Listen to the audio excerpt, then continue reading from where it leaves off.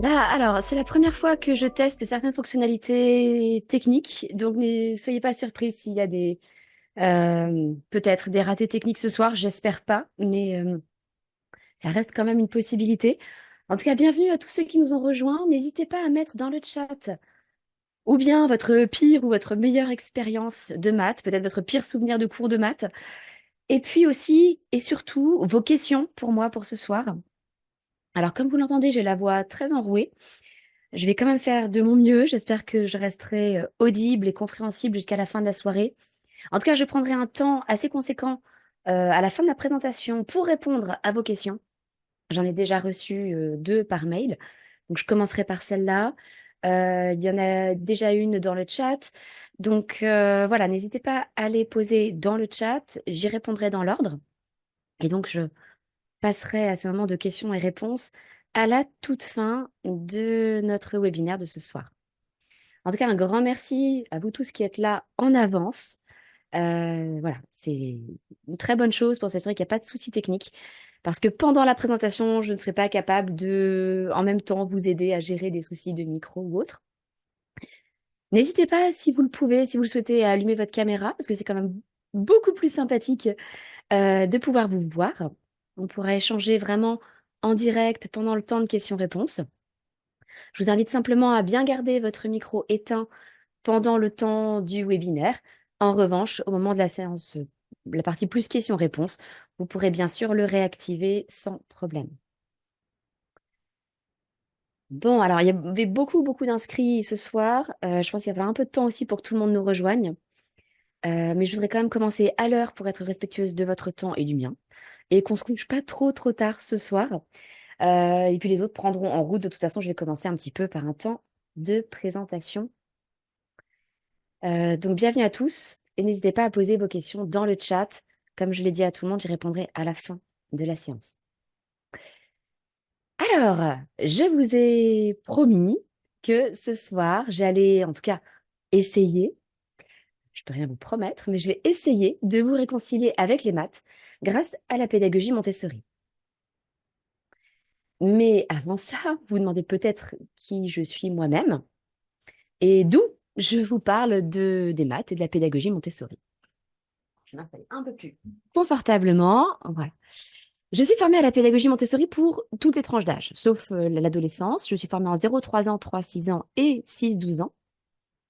Il se trouve que je suis aussi facilitatrice en discipline positive pour les parents et la classe, ce qui m'aide à poser le cadre et à trouver un équilibre entre fermeté et bienveillance dans ces deux contextes. J'ai eu dans mon parcours jusqu'à 5 enfants en instruction en famille Montessori. Aujourd'hui, j'ai 3 enfants qui sont encore en instruction en famille. C'est notre 10e année d'IEF. Et au total, nous avons eu 3 années de co-schooling. Alors, évidemment, ça fait plus. Il y a des années où j'avais certains enfants en IEF et certains en co-schooling, comme cette année, par exemple. Mais si je vous parle de maths ce soir, c'est que justement, à la base, je suis une matheuse. Donc voilà mon parcours en maths. J'ai fait des classes prépa scientifiques. J'étais diplômée de l'école normale supérieure en maths info. Je ne sais pas si ça vous parle pour certains peut-être. Et puis, j'ai débuté une thèse en logique mathématique et informatique. Et je me souviendrai toujours d'une amie de mes parents. J'étais rentrée, donc j'étais en internat pour mes classes prépa, et j'étais rentrée chez mes parents et j'avais rencontré cette amie de mes parents à un moment. Et elle me parlait de mon parcours en classe prépa. Elle était apparemment très impressionnée. Elle me dit: «Oh là là, mais tu dois avoir la bosse des maths, c'est pas possible. J'aimerais bien que mes enfants aient la bosse des maths aussi.» Et vous pouvez pas savoir comme ça m'a horripilé cette expression de la bosse des maths. Comme s'il y avait quelque chose dans le cerveau, comme si je sais pas, j'étais un génie des maths, que j'étais née comme ça et que j'étais destinée à faire des maths. Et peut-être qu'il y a des génies qui existent en maths. J'en pense d'ailleurs en avoir rencontré, à Normal Sup en particulier. Mais je vais être très franche, c'est pas mon cas. Je suis pas un génie des maths. Les choses n'étaient pas innées, spontanées comme ça. Est-ce que j'avais peut-être des prédispositions? Oui, mais surtout, ce qui m'a aidée dans mon parcours, c'est que j'ai fait toute ma maternelle et l'essentiel de mon primaire dans des classes Montessori et que j'ai eu des bases qui ont été posées, des fondations en maths qui ont été posées, qui m'ont permis d'aller ensuite jusque-là. d'aller en classe prépa, d'aller à Normal Sup. Et je vais vous mettre en évidence ce soir les choses qui m'ont permis de réussir en maths, là où effectivement beaucoup d'élèves se retrouvent dégoûtés des maths, c'est leur bête noire. D'ailleurs, voilà, parmi vous, est-ce que vous voulez bien lever la main, ceux qui n'aiment pas les maths, ou qui s'estiment nuls en maths, ou qui se sont estimés nuls en maths pendant un certain temps? Ok, il y en a un certain nombre qui lèvent la main. Bon, il y en a beaucoup qui sont en caméra cachée, donc vous pouvez lever la main dans les réactions sur Zoom. Ouais, ça fait pas mal de monde quand même. Et c'est dommage quand même, parce que peut-être qu'en fait, vous étiez tout à fait capable de réussir en maths. Et ça rejoint d'ailleurs le petit commentaire que nous a mis Marie-Laure avant le début de ce webinaire. Je me permets de lire, Marie-Laure, hein. Mon meilleur souvenir de maths, en troisième, le jour où j'ai compris que je pouvais comprendre les maths. Plus tôt dans ma scolarité, un prof m'avait dit que mon cerveau n'était pas fait pour. Je l'avais cru sur parole. Et je trouve ça, mais dramatique. Alors, heureusement, Marie-Laure, que depuis, tu as compris que tu pouvais comprendre les maths. Et j'espère que tu t'es un peu réconcilié avec. Mais sinon, j'espère que ce soir sera le dernier argument pour te réconcilier avec les maths.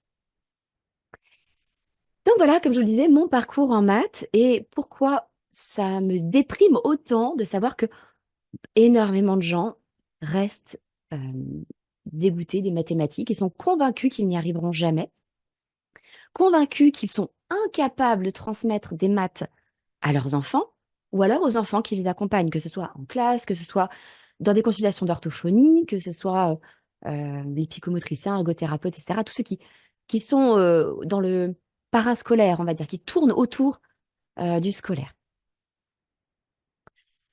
Alors, quel est justement le problème avec l'enseignement des maths aujourd'hui? Où est-il ce problème?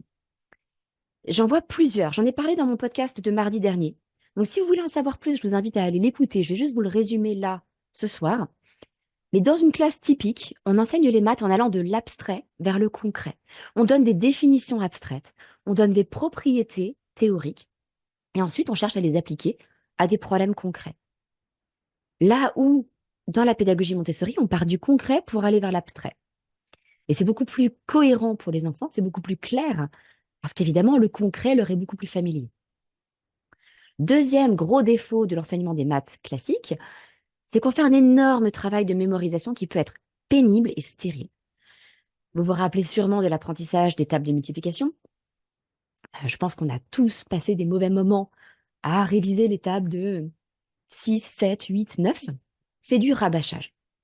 Dans la pédagogie Montessori, au contraire, on travaille les notions, on travaille beaucoup sur les tables de multiplication, mais avec plein d'angles différents, ce qui fait qu'on ne les rabâche pas. On ne cherche pas à les apprendre bêtement, d'autant plus que, je le détaille dans le podcast, mais la façon dont on mémorise les tables de multiplication est complètement absurde. C'est la garantie de ne pas y arriver parce que on fait tout pour piéger notre cerveau avec la façon dont on apprend les tables de multiplication. Le dernier gros défaut de l'enseignement classique, c'est qu'on a un programme annuel. Pendant l'année de CM1, voilà ce que les enfants doivent apprendre. Et quand ils rentrent en CM2, eh ben, il y a un autre programme. Et tant pis s'ils n'ont pas les bases de CM1, ben, il faut avancer parce qu'il y a toute une classe, il y a un groupe qu'il faut faire avancer au même rythme. Donc même si les fondations sont mal posées, bah, tant pis, on continue. Dans la pédagogie Montessori, au contraire, il y a une progression qui est individuelle. C'est-à-dire que la progression est la même pour tous les enfants, mais chaque enfant va en être à un stade différent à un moment donné. Ça n'est pas un programme. Et jamais on ne passe à l'étape suivante tant que l'étape qui précède n'a pas été acquise et maîtrisée. Donc ça change tout parce que les bases sont solides. Comme je disais dans le podcast, on n'essaie pas de construire un deuxième étage alors qu'il n'y a qu'un mur au premier étage. Hein, on attend d'avoir nos 4 murs, que ce soit bien solide, et alors on peut construire un étage supplémentaire. Donc voilà les avantages de l'approche Montessori. Premièrement, ça permet de poser de bonnes bases, parce qu'on comprend pourquoi on fait ce qu'on fait. Deuxièmement, vous allez le voir, hein, je vais vous le montrer à travers différentes présentations d'activités Montessori, on va aider les enfants à développer des techniques de visualisation. Alors quand je dis visualisation, petite précision tout de suite, La plupart des gens sont capables de vraiment visualiser des choses dans leur cerveau. Ils ont des images mentales, mais il y a un certain pourcentage de la population qui n'en est pas capable. C'est physiologique, c'est comme ça. En revanche, ils sont capables d'avoir d'autres perceptions sensorielles dans leur cerveau. Peut-être qu'ils ont une perception tactile des choses dans leur cerveau. Donc, ils ne voient pas l'image de quelque chose, mais ils peuvent le sentir. Ou peut-être qu'ils peuvent l'entendre. Donc, quand je parle de visualisation, je parle en fait d'un mode de représentation dans le cerveau. La plupart du temps, c'est visuel. Dans un certain nombre d'autres cas, ça peut être tactile ou auditif. Dans tous les cas, on va développer des techniques pour réussir à se représenter les concepts abstraits. Et puis surtout, le gros avantage, vous allez le voir, j'espère ce soir, c'est que tout reste plaisant et ludique. Donc les enfants ne sont pas dégoûtés des mathématiques, ils y prennent du plaisir. Alors, n'hésitez pas à mettre dans le chat vos pires souvenirs en mathématiques. Et moi, je vais vous montrer 3 exemples d'activités Montessori que vous pouvez présenter à des enfants. La première que vous allez voir ici, on peut la présenter, elle fait partie de ma formation en calcul. Elle fait partie de la pédagogie Montessori pour les enfants de 3 à 6 ans. Les deux autres relèvent ou bien de la pédagogie Montessori pour les 6-12 ans, voire du collège. Donc, mon objectif ce soir n'est pas de vous faire des présentations pour des enfants de 3 à 6 ans, de vous montrer des extraits de ma formation ou autre. C'est vraiment de vous montrer comment on peut approcher les maths différemment, simplement pour vous convaincre qu'on n'est pas condamné à haïr les maths, même quand on est adulte. Peut-être que ça va vous inspirer aussi. Je sais que certains d'entre vous ont des adolescents aussi comme enfants. Ça va vous donner des idées peut-être pour leur faire passer certains concepts, comme les fractions, qui peuvent être un petit peu difficiles au collège. Alors, ce matériel, pardon, ce premier matériel que je vous présente, c'est ce qu'on appelle les perles dorées Montessori. Vous voyez ici une perle unité. Alors, je ne vais pas vous faire des vraies présentations Montessori parce que vous n'êtes pas des enfants entre 3 et 6 ans. Je vais les adapter à vous. Donc, si jamais il y en a qui connaissent déjà certaines de ces présentations Montessori, ne vous dites pas que je ne suis pas puriste ou que je ne fais pas les choses comme il faut. J'adapte volontairement pour que ce soit intéressant pour vous ce soir, que vous compreniez tout ce qu'il y a derrière les présentations Montessori. Donc ça, c'est un ou une unité. Ceci, c'est une barrette de 10. On peut compter les perles. J'essaie de le mettre, hop, le plus possible ici. On peut compter les 10 perles. C'est une dizaine. Ici, vous avez 100 petites perles. Vous avez une centaine. Et ici, vous avez un cube de 1000 perles. C'est aussi un millier. Alors, 2, 3 petites choses que je voudrais vous montrer avec tout ça. C'est qu'une dizaine, c'est pareil que 10 petites perles unités.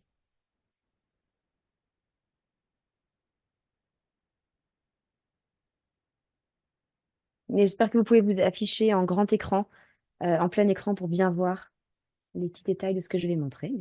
Une dizaine, c'est pareil que 10 perles unités. Et puis, une centaine,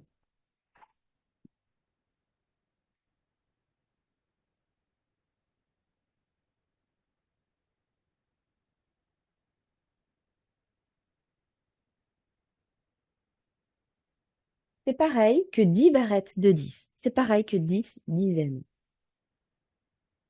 Vous voyez? On peut les superposer. Et ça, je vous ai dit que c'était 100 ou une centaine.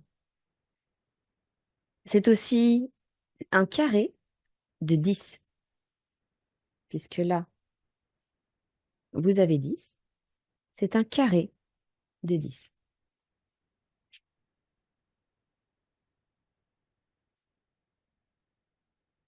Et puis ici, Bon, je vous invite à me faire confiance. Il y a 10 centaines.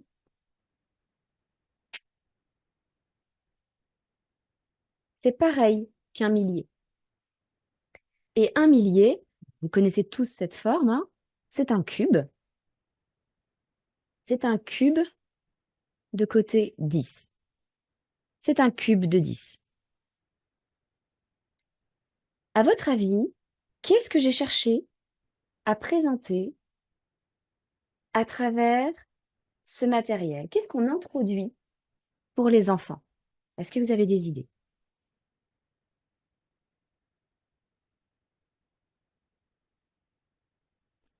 Des notions de géométrie, D'accord. Quelle notion de géométrie?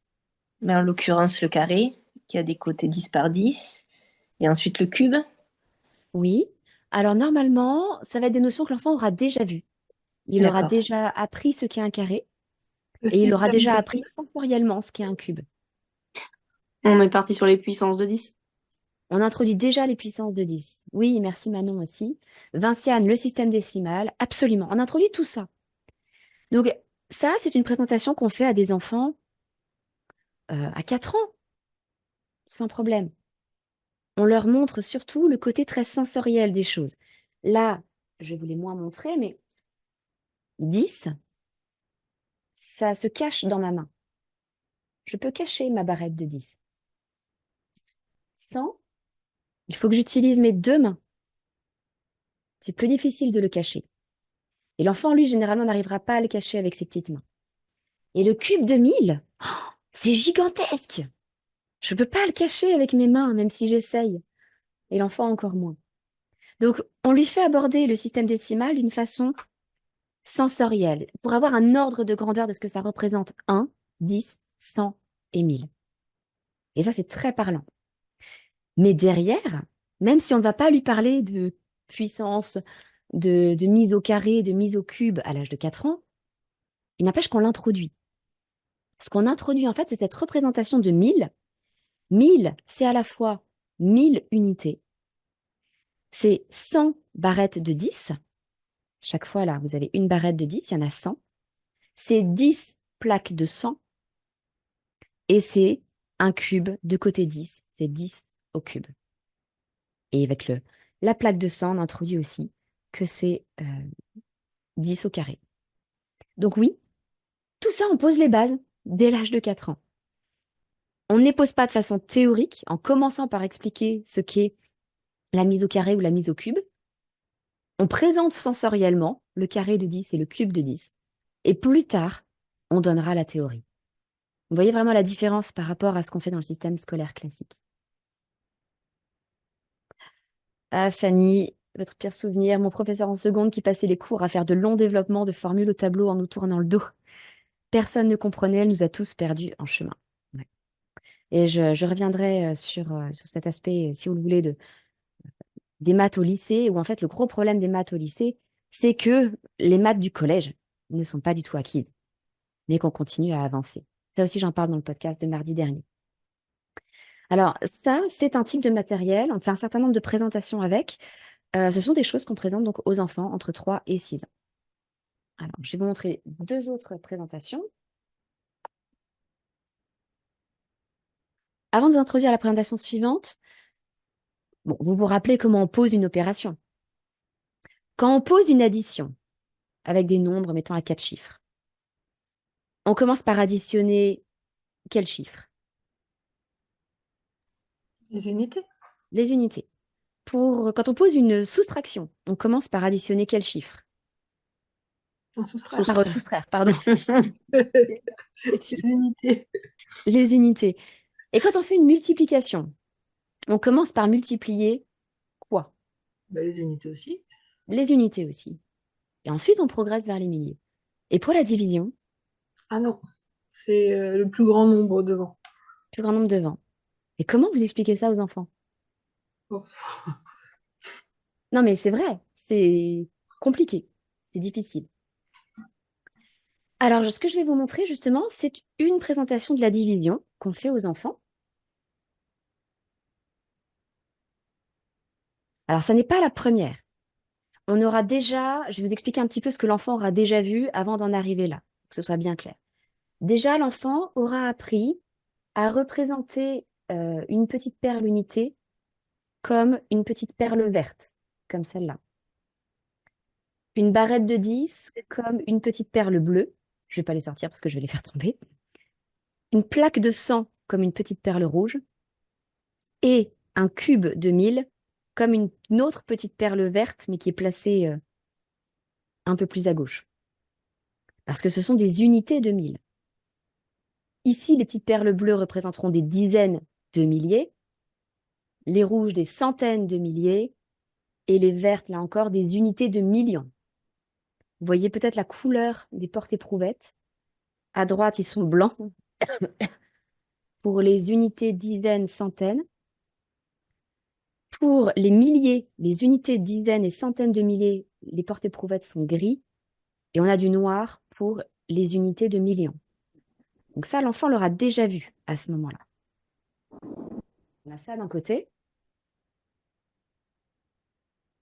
Et puis l'enfant aura déjà appris le concept de division, que diviser, c'est partager en parts égales. Jusque-là, ça va. Sauf que là, on va lui expliquer comment diviser un nombre par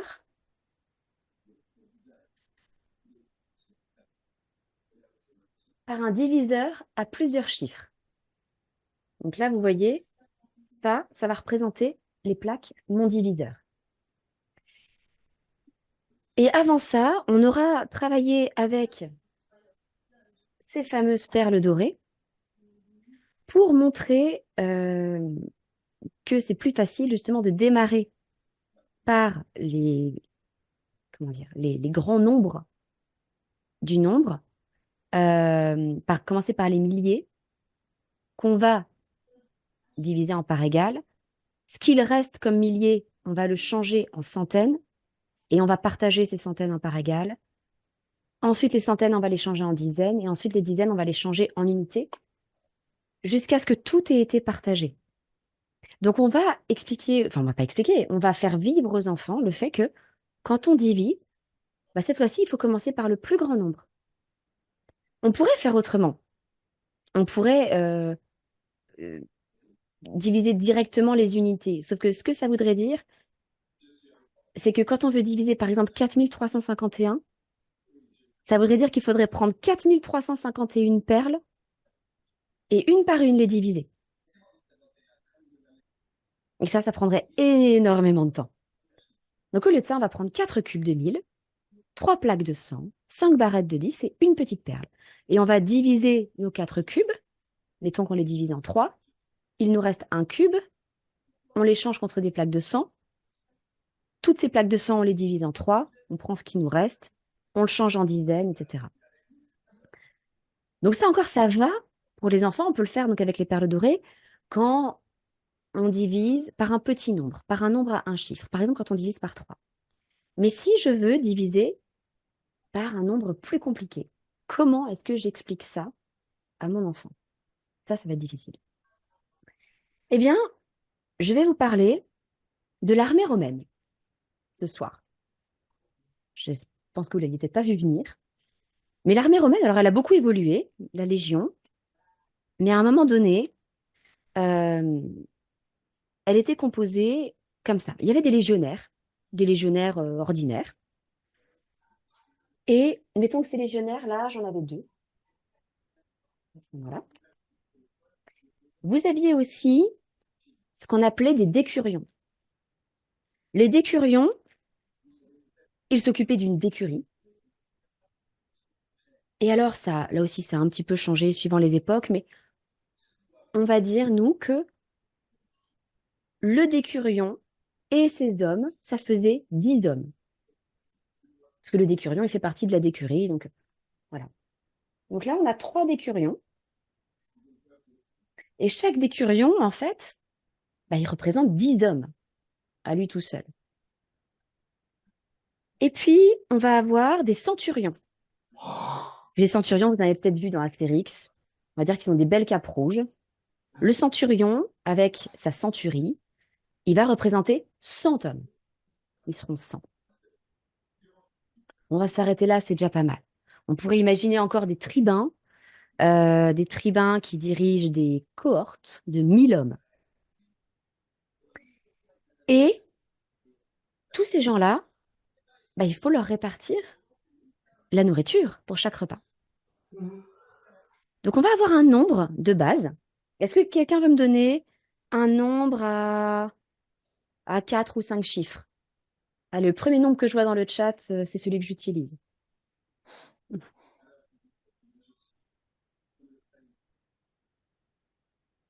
4865. OK. Alors, je manque un tout petit peu de place pour que vous puissiez voir sur la caméra.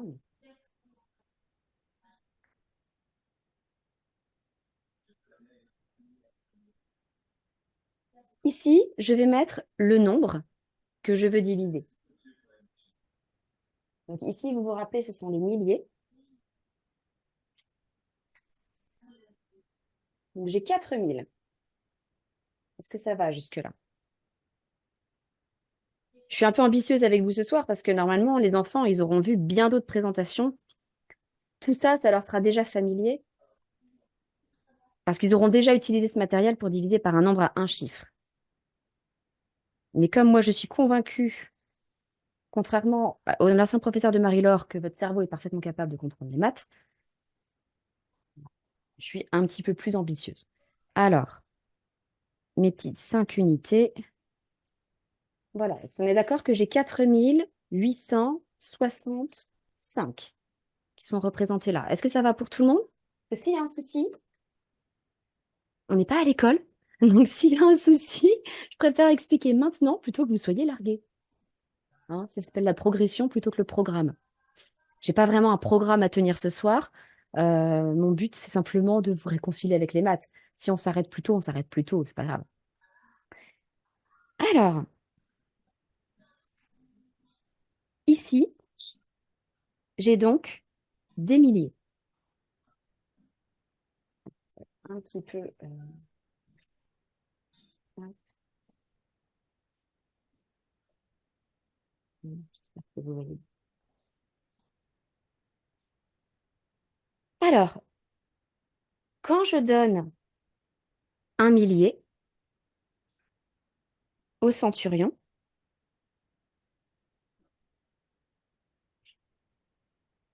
il faut que je puisse donner donc un millier. C'est parce que le centurion, je vais devoir lui en donner 10 fois plus qu'au décurion.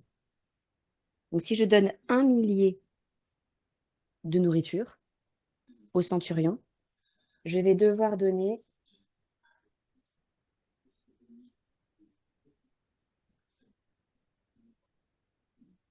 300 au décurion, 100 à chacun d'entre eux.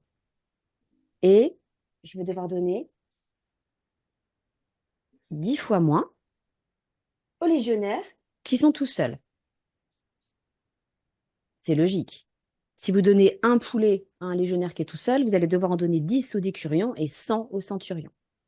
Hein, on change une catégorie à chaque fois parce ils représentent beaucoup plus d'hommes. Donc je continue comme ça tant que je peux. Donc là, je peux continuer à donner parce qu'ici, j'ai encore 3 perles à donner à mes décurions et ici, j'ai encore 2 perles à donner à mes légionnaires. Et puis j'essaie de continuer. Si je donne encore un millier au centurion, ah, là, j'ai plus assez de perles pour mes décurions. Mais il me reste cette perle verte, donc je vais faire un change. C'est-à-dire que je vais mettre ici une petite perle verte que je vais échanger contre toute une éprouvette, parce que dans une éprouvette, il y a 10 perles. Donc j'échange un millier contre 10 centaines. Vous vous rappelez, ça vient construire uniquement sur cette représentation-là. Hein. Un millier, c'est 10 centaines. À partir de là, j'ai assez pour donner à mes décurions et j'ai encore assez pour donner à mes légionnaires tout ça. Jusque-là, tout va bien. Et puis, ça, je n'en ai plus. Je n'ai plus de milliers à donner. Mais j'ai encore des centaines à donner. Je peux donner une centaine ici. Mais là, j'ai plus de dizaines à donner à mes décurions. Donc, on va refaire le même processus. Pardon, je rends une perle rouge et je vais récupérer 10 perles bleues. Une centaine contre 10 dizaines.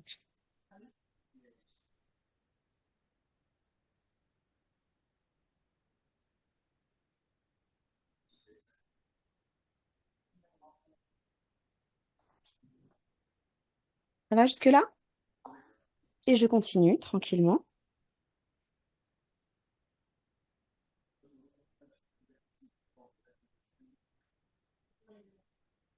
Chacun reçoit ce qu'il est censé recevoir. Et là, ça peut vous paraître très abstrait, hein, ce que je fais. Mais en fait, dites-vous bien que pour l'enfant, on va le rendre beaucoup plus concret. Parce que ce travail-là, on va d'abord le faire avec les perles dorées. Et on va demander à un enfant ou à des peluches, si on n'a pas assez d'enfants, de jouer le rôle des centurions, de jouer le rôle des décurions et de jouer le rôle des légionnaires. Et on va leur mettre un foulard de la bonne couleur.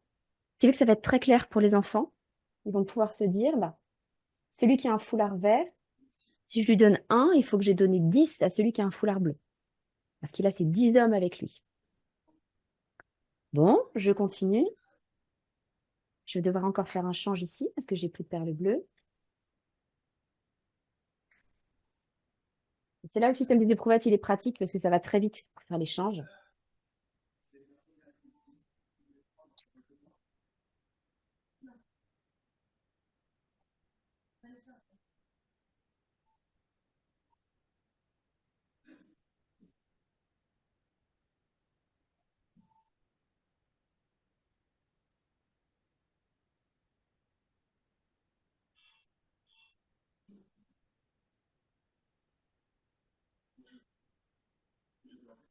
Bon. Comment je vais faire? Je vais faire à côté. Normalement, on fait la présentation autrement, mais là, comme je manque de place, je ne peux pas vous la faire exactement comme on est censé le faire.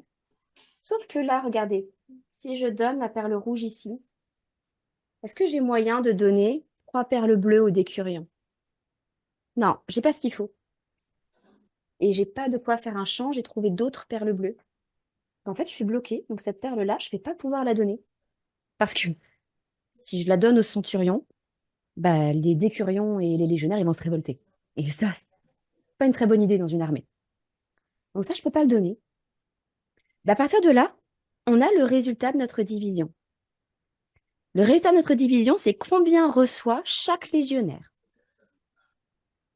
Chaque légionnaire a reçu, donc on regarde une seule colonne, hein, pour un seul légionnaire.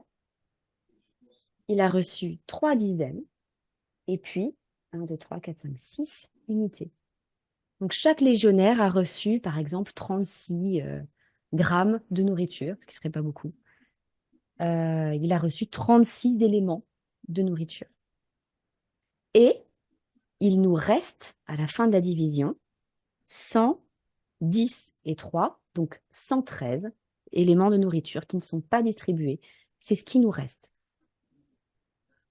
Et vous voyez que c'est très parlant parce que si on ne répartit pas les choses de façon équitable, si on commence à servir le centurion et qu'on ne peut pas aller jusqu'au légionnaire de base, l'enfant, il a son sens inné de la justice, il sait que c'est pas juste et il sait que ça va mal se passer. Est-ce que ça va pour tout le monde? Est-ce que c'était suffisamment clair? Parce que bon, comme je vous l'ai dit, hein, j'essaie de vous montrer ça sans que vous ayez eu toutes les présentations Montessori avant, en adaptant un petit peu pour que ce soit possible de vous le présenter sous ce format. J'espère que ça va pour vous. Bon, alors je dois faire un tout petit peu de rangement. Je vais faire assez vite. Mais ce soir, mon studio, et j'ai caché du matériel Montessori partout pour vous montrer tout ça.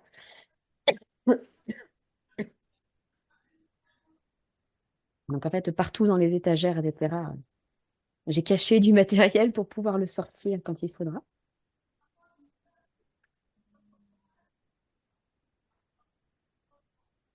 Ça, c'est d'ailleurs le matériel peut-être le plus compliqué qu'on présente aux enfants. euh, je pense de tout le cursus 3 à 12 ans, enfin 0 à 12 ans. Il y a des matériels, il y a d'autres matériels compliqués, mais en termes d'étapes à faire, là, je ne vous ai pas fait toutes les étapes, justement, j'ai simplifié un petit peu. Mais pour l'enfant qui va reproduire ce travail ensuite, c'est l'une des activités les plus complexes, qui lui fait énormément travailler des compétences exécutives comme la planification de son travail. Donc un travail comme celui-là, c'est vraiment le point d'aboutissement de tout un travail montessori.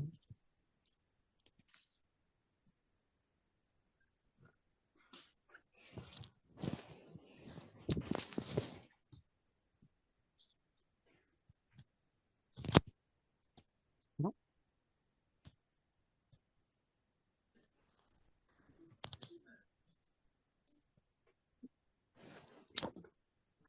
Et puis, la dernière présentation que je voudrais vous faire ce soir, c'est sur les fractions. Est-ce que vous avez des bons souvenirs de l'apprentissage des fractions au collège? Est-ce que c'était simple? Est-ce que c'était clair pour vous? Pas trop? Je vois qu'ils font le nom de la tête. Peut-être que Marie-Laure, c'est justement là que tu as eu une illumination, non, au collège? Non, pas du tout, ok. Donc c'était encore une mauvaise période, les fractions. Les fractions, il y a des choses qui sont simples, qu'on arrive assez bien à faire passer aux enfants. On arrive à leur faire comprendre ce qu'est une fraction, souvent, parce que quand on parle de couper une pizza en 4 et ça fait des quarts, jusque-là, ça va, c'est assez parlant. Quand il s'agit d'avoir un tiers et un autre tiers, que ça fasse 2 tiers, bon, jusque-là, ça va encore. Et tout se complique. Vinciane qui dit j'ai eu une formation Montessori et j'ai pas eu de problème avec les fractions par la suite. Tu as eu une formation Montessori dans ton enfance ou adulte? Ou c'est justement adulte que tu as euh, résolu tes problèmes avec les fractions?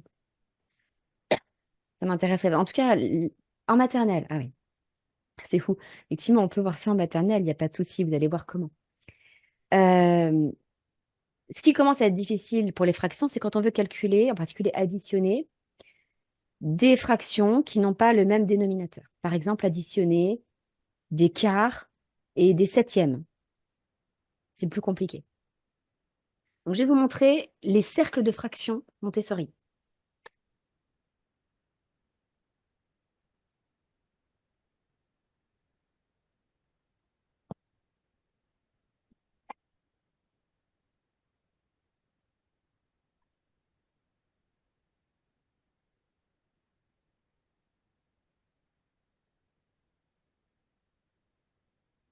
Voilà. Je vais vous laisser quelques secondes pour admirer la beauté de ce matériel déjà. Ce sont des cercles, enfin des cercles, des parties de cercle en métal.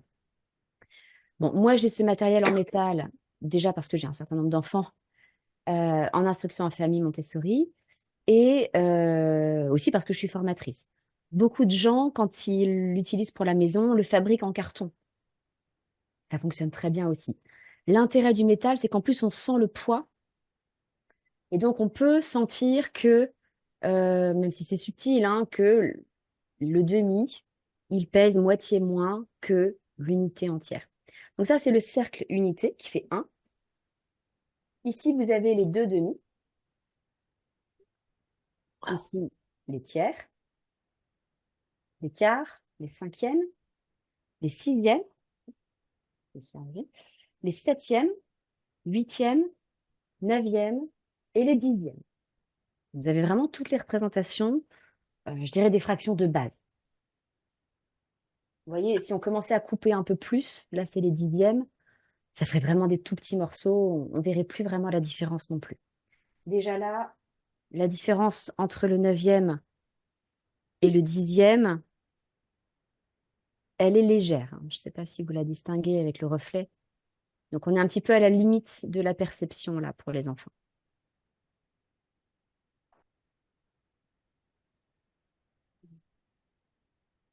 Et donc, ce que je vous disais, c'est que si j'ai un tiers et que j'ajoute un deuxième tiers, ça va, j'ai 2 tiers. Jusque-là, jusque-là, j'espère que vous suivez, hein. Ah oui, Marie-Laure, toi, tu es là en bois et tu dis qu'il il est quand même moins bien que le métal, mais qu'il est bien quand même. Exactement, c'est ça. Le top, c'est le métal, mais franchement, on s'en sort très bien avec du carton ou du bois. Maintenant, qu'est-ce que je fais si je veux additionner, mettons, un demi et deux quarts? Bah, ça me fait quoi? Bah, c'est là qu'on va travailler les équivalences de fractions. Et avec ce matériel, c'est extrêmement facile. Ici, donc, vous avez un demi. Je suis désolée pour le reflet. Je vais essayer de le mettre autrement.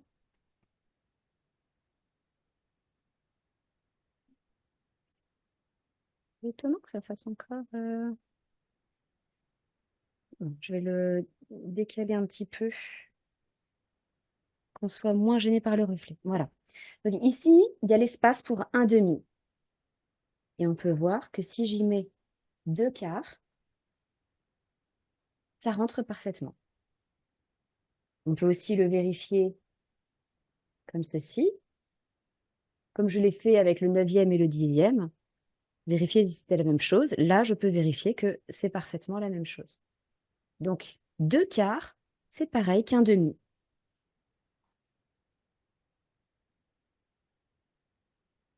De même, je peux retirer ici un tiers, par exemple, et venir y mettre, pardon,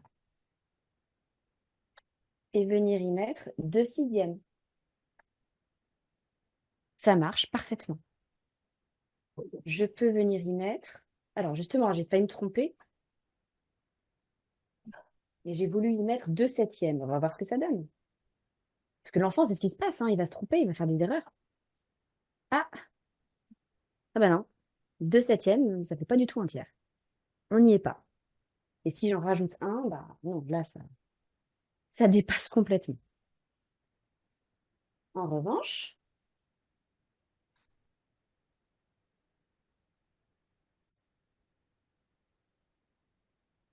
je peux y mettre 3/9. Et ça fonctionne aussi. Donc, vous voyez, les choses sont extrêmement simples avec ce matériel pour montrer les équivalences de fractions. Et ensuite, on va pouvoir passer à la théorie à partir du moment où on a fait toutes ces observations. Qu'est-ce qui est équivalent? C'est pareil, là j'ai des quarts. Là, je peux très bien y mettre 2/8 à la place d'un quart. Et ensuite seulement, on va présenter des choses comme ces affiches. Donc là, vous avez l'affiche classique pour l'addition. Si vous avez 1/5 plus 3/5, bah, ça fait 4/5. C'est ce qu'on a vu de façon très concrète. C'est comme un bonbon plus 3 bonbons, bah, ça fait 4 bonbons. Si c'est des oranges, ça fait 4 oranges. C'est pareil. Là, c'est des cinquièmes, donc ça fait 4/5. Sauf qu'on l'écrit mathématiquement après l'avoir vu de façon concrète. Et on en tire une règle. Quand les fractions ont le même dénominateur, les opérations s'effectuent sur le numérateur. On donne au résultat le dénominateur commun. Sauf que si je vous donne ça comme phrase, même là, adulte, je pense que ça fait un peu chauffer le cerveau quand même. Alors que si je vous montre ça, c'est évident. Donc le fait d'avoir vu cette représentation concrète, ça va ancrer les choses pour vous, ça va rendre les choses très claires parce que quand vous allez lire cette règle théorique, en fait, ce que vous allez voir dans votre tête, ce sont des parties de cercle, de disque comme ceci. Et ce sera beaucoup plus clair pour vous. Et puis, on va travailler les équivalences. Et donc là, les équivalences, ben, vous avez toutes les équivalences qu'on a commencé à regarder. Que 1/2, c'est pareil que 2/4. C'est pareil aussi que 3/6. C'est pareil que 4/8. Je ne l'ai pas fait, celui-là. C'est pareil que 5/10. Ça non plus, je ne l'ai pas fait. Je ne suis pas allée jusque-là. 2/6, c'est pareil qu'un tiers. Ça, on l'a vu. 3/9, c'est pareil qu'un tiers. Ça, on l'a vu. Et puis 2/8, pareil qu'un quart. C'est ce que je vous ai montré. 2/10, ça, on ne l'a pas fait. C'est pareil qu'un cinquième. Donc voilà. Après, C'est quoi le oui, code couleur sur tes fiches? le code couleur, c'est celui des barrettes de perles Montessori, les barrettes de couleur. où Ah on oui, a c'est bon. une perle, c'est jaune, enfin, pardon, la barrette de 4 est jaune, et donc là, ce Ouais. sont les quarts. La barrette de 2 est verte, donc là, ce sont des demi. Voilà. Ok, merci. Et pour le rouge, en fait, c'est la barrette de 1 qui est rouge, mais donc on l'utilise pour les dixièmes.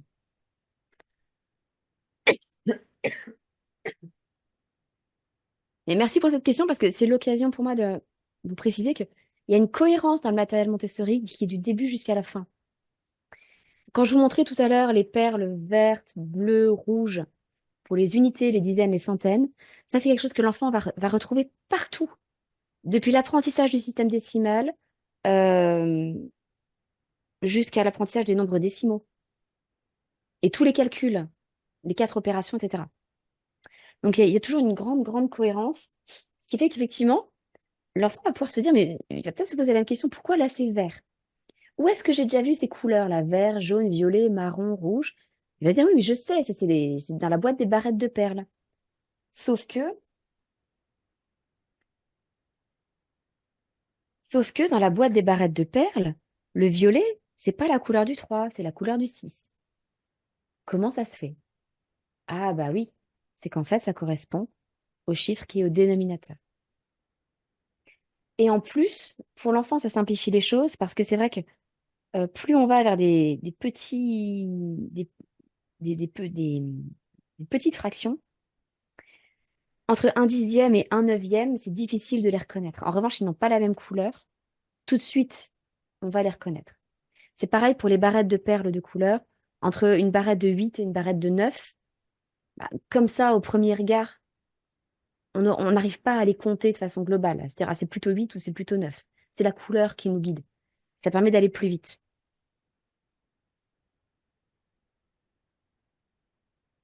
Mais donc, ça, c'était une chose. Maintenant, comment est-ce qu'on peut expliquer l'addition avec ces fameuses fractions? Il y a deux choses qu'on peut faire. Alors, je vais remettre tel que c'était.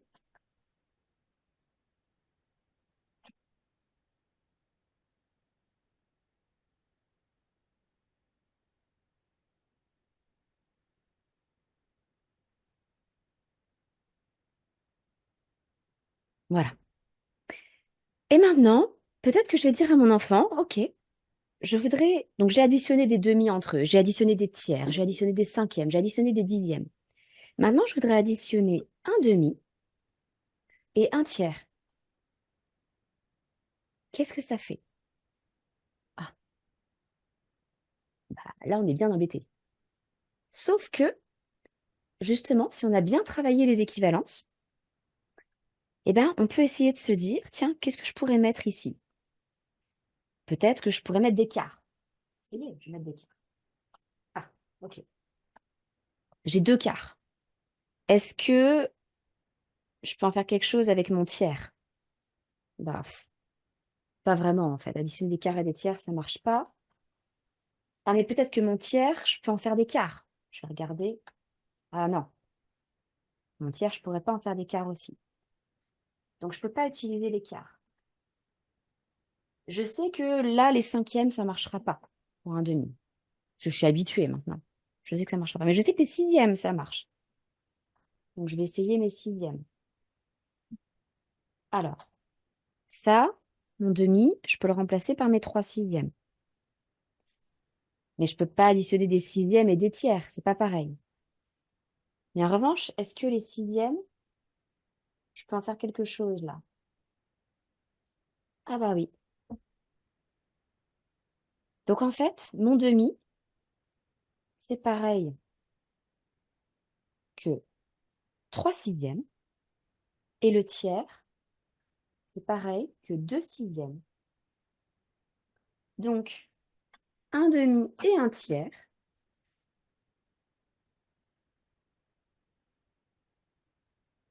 et ben ça fait 5 sixièmes.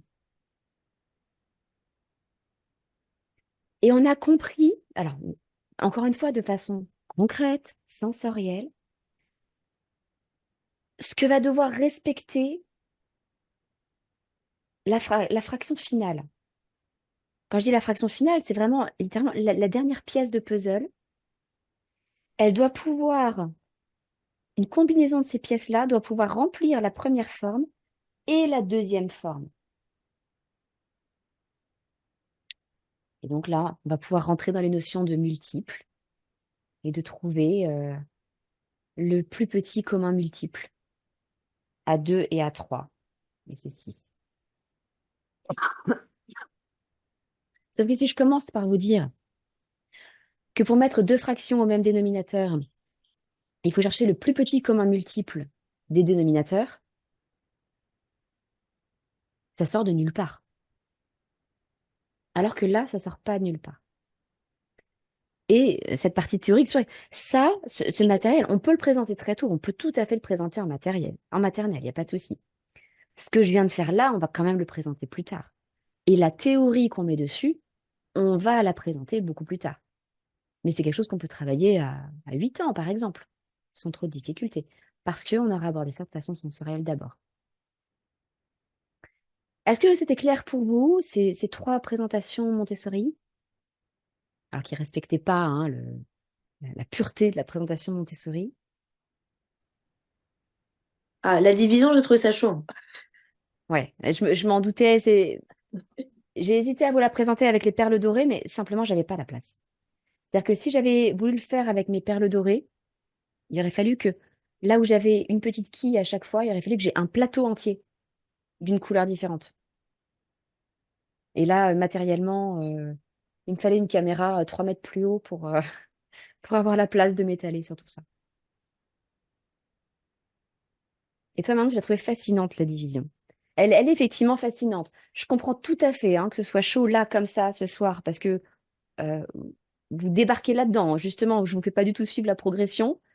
Je vous montre 3 moments dans la progression qui se travaillent à des années d'intervalle et avec plein de choses au milieu. Donc, c'est parfaitement normal. Mais j'espère que vous voyez quand même comment les choses sont introduites. Et justement, je vais en revenir un petit peu à, euh, à ma présentation pour revenir vous expliquer ce qu'il y avait en fait dans chaque présentation. Dans le cube 2000, comme je vous l'avais demandé et comme vous me l'avez dit vous-même, hein, on introduit bien le système décimal, on introduit une représentation géométrique des nombres, que 1000, on peut le représenter comme un cube, et on introduit les puissances, le carré, le cube, etc. Et surtout, c'est beau. Franchement, ces perles, elles sont belles, elles donnent envie. Pour les enfants, c'est comme un trésor. Hein. Pour la division, ce qui se passe, c'est qu'on explique la raison derrière la technique opératoire. Ce qui fait que quand on comprend, eh ben, on retient mieux. En plus, on se retrouve à découvrir plein de liens entre les concepts, comme la multiplication et la division. Parce que ça, je ne vous l'ai pas montré sur les plaques, mais vous voyez sur la photo en bas, vous voyez les petites quilles et vous voyez les perles là. En fait, on avait 12 perles au départ qu'on a divisées en 4. Et ça donne 3 pour chacun.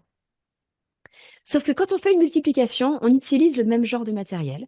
On utilise un plateau sur lequel on met des quilles et on met une certaine quantité sur la première quille et on multiplie 3 par 4. On donne 3 à 4 personnes différentes. Du coup, on intègre que la multiplication et la division, c'est juste l'inverse. Dans la multiplication, je donne le même nombre à 4 personnes, je donne 3 à 4 personnes. Dans la division, je partage 12 de façon égale entre 4 personnes et donc je leur donne à chacun 3. Donc on découvre tous ces liens parce que bah, visuellement, l'enfant il va se dire mais ça, j'ai déjà travaillé avec des quilles, avec un plateau perforé comme ça, avec des petites perles, je connais ça. Donc c'est extrêmement facile ensuite de lui expliquer que la multiplication, c'est l'inverse de la division. Et puis c'est ludique. Franchement, jouer avec les petites éprouvettes, on met une perle, on verse une éprouvette, ça a un côté presque méditatif, en fait. C'est très relaxant, c'est vraiment très agréable à faire. Et puis pour les fractions, là, je vous ai regroupé plein de présentations, en fait, qu'on ferait étaler sur des semaines, mais on aborde une difficulté à la fois. Déjà, ce qu'est une fraction. Comment on additionne des fractions qui sont identiques, avec le même dénominateur. Bah, j'additionne 1 tiers plus 1 tiers, ça fait 2 tiers. Ensuite, j'explique les fractions équivalentes, que un demi, c'est pareil que 2 quarts. Et puis ensuite, seulement, on passe aux additions de fractions qui n'ont pas le même dénominateur. Et à chaque fois, on part donc d'exemples très concrets pour ensuite en extraire les formules mathématiques. Et ce qui est merveilleux, c'est qu'il y a un contrôle de l'erreur dans le matériel. Si j'essaie de faire rentrer 3 septièmes dans un tiers, ça ne va pas marcher. Ça ne rentrera pas. Et si j'essaie de mettre 2 septièmes dans un tiers, eh ben, il va rester un trou. Donc ça, c'est ce qu'on appelle le contrôle de l'erreur. L'enfant voit visuellement, tout de suite, qu'il y a un problème. Alors, maintenant que vous avez eu un peu un aperçu de ces matériels, je voudrais vous montrer quels sont les grands principes Montessori et ce qu'ils apportent à l'enfant. Et d'ailleurs, bon, c'est un petit peu méta ce que je vais dire là, mais dans ce webinaire lui-même, vous allez voir que je suis partie du concret, je suis partie des présentations Montessori pour ensuite vous dire quels sont les grands principes de la pédagogie Montessori. C'est-à-dire que maintenant que vous avez vu comment ces principes s'incarnaient dans les présentations d'activités, eh ben, je vais pouvoir vous dire quels sont ces grands principes. Premier principe, c'est qu'il y a un contrôle de l'erreur par le matériel. Ce qui est génial, c'est que du coup, l'enfant n'a pas de sentiment d'échec et il est capable de se corriger tout seul. Donc, il y a un grand sentiment de compétence. Oui, on se trompe, l'erreur n'est pas un problème, mais ça ne veut pas dire que notre cerveau n'est pas fait pour les maths, ça ne veut pas dire qu'on est condamné à échouer, ça ne veut pas dire qu'on est mauvais, ça ne veut pas dire qu'on est nul, c'est juste qu'on s'est trompé et que c'est comme ça qu'on apprend. On va aborder chaque concept avec plusieurs approches. Là, je vous ai montré le système décimal avec les perles dorées. On va aussi le travailler avec les timbres Montessori et avec le boulier. Et ensuite, on va le travailler sur papier avec des lignes. Pardon. Des lignes pour placer la hiérarchie du système décimal. Donc, il y aura à chaque fois plusieurs approches pour un même concept. L'avantage, c'est que tous les enfants vont trouver une représentation qui leur convient. Troisième principe, on part toujours du concret pour aller vers l'abstrait.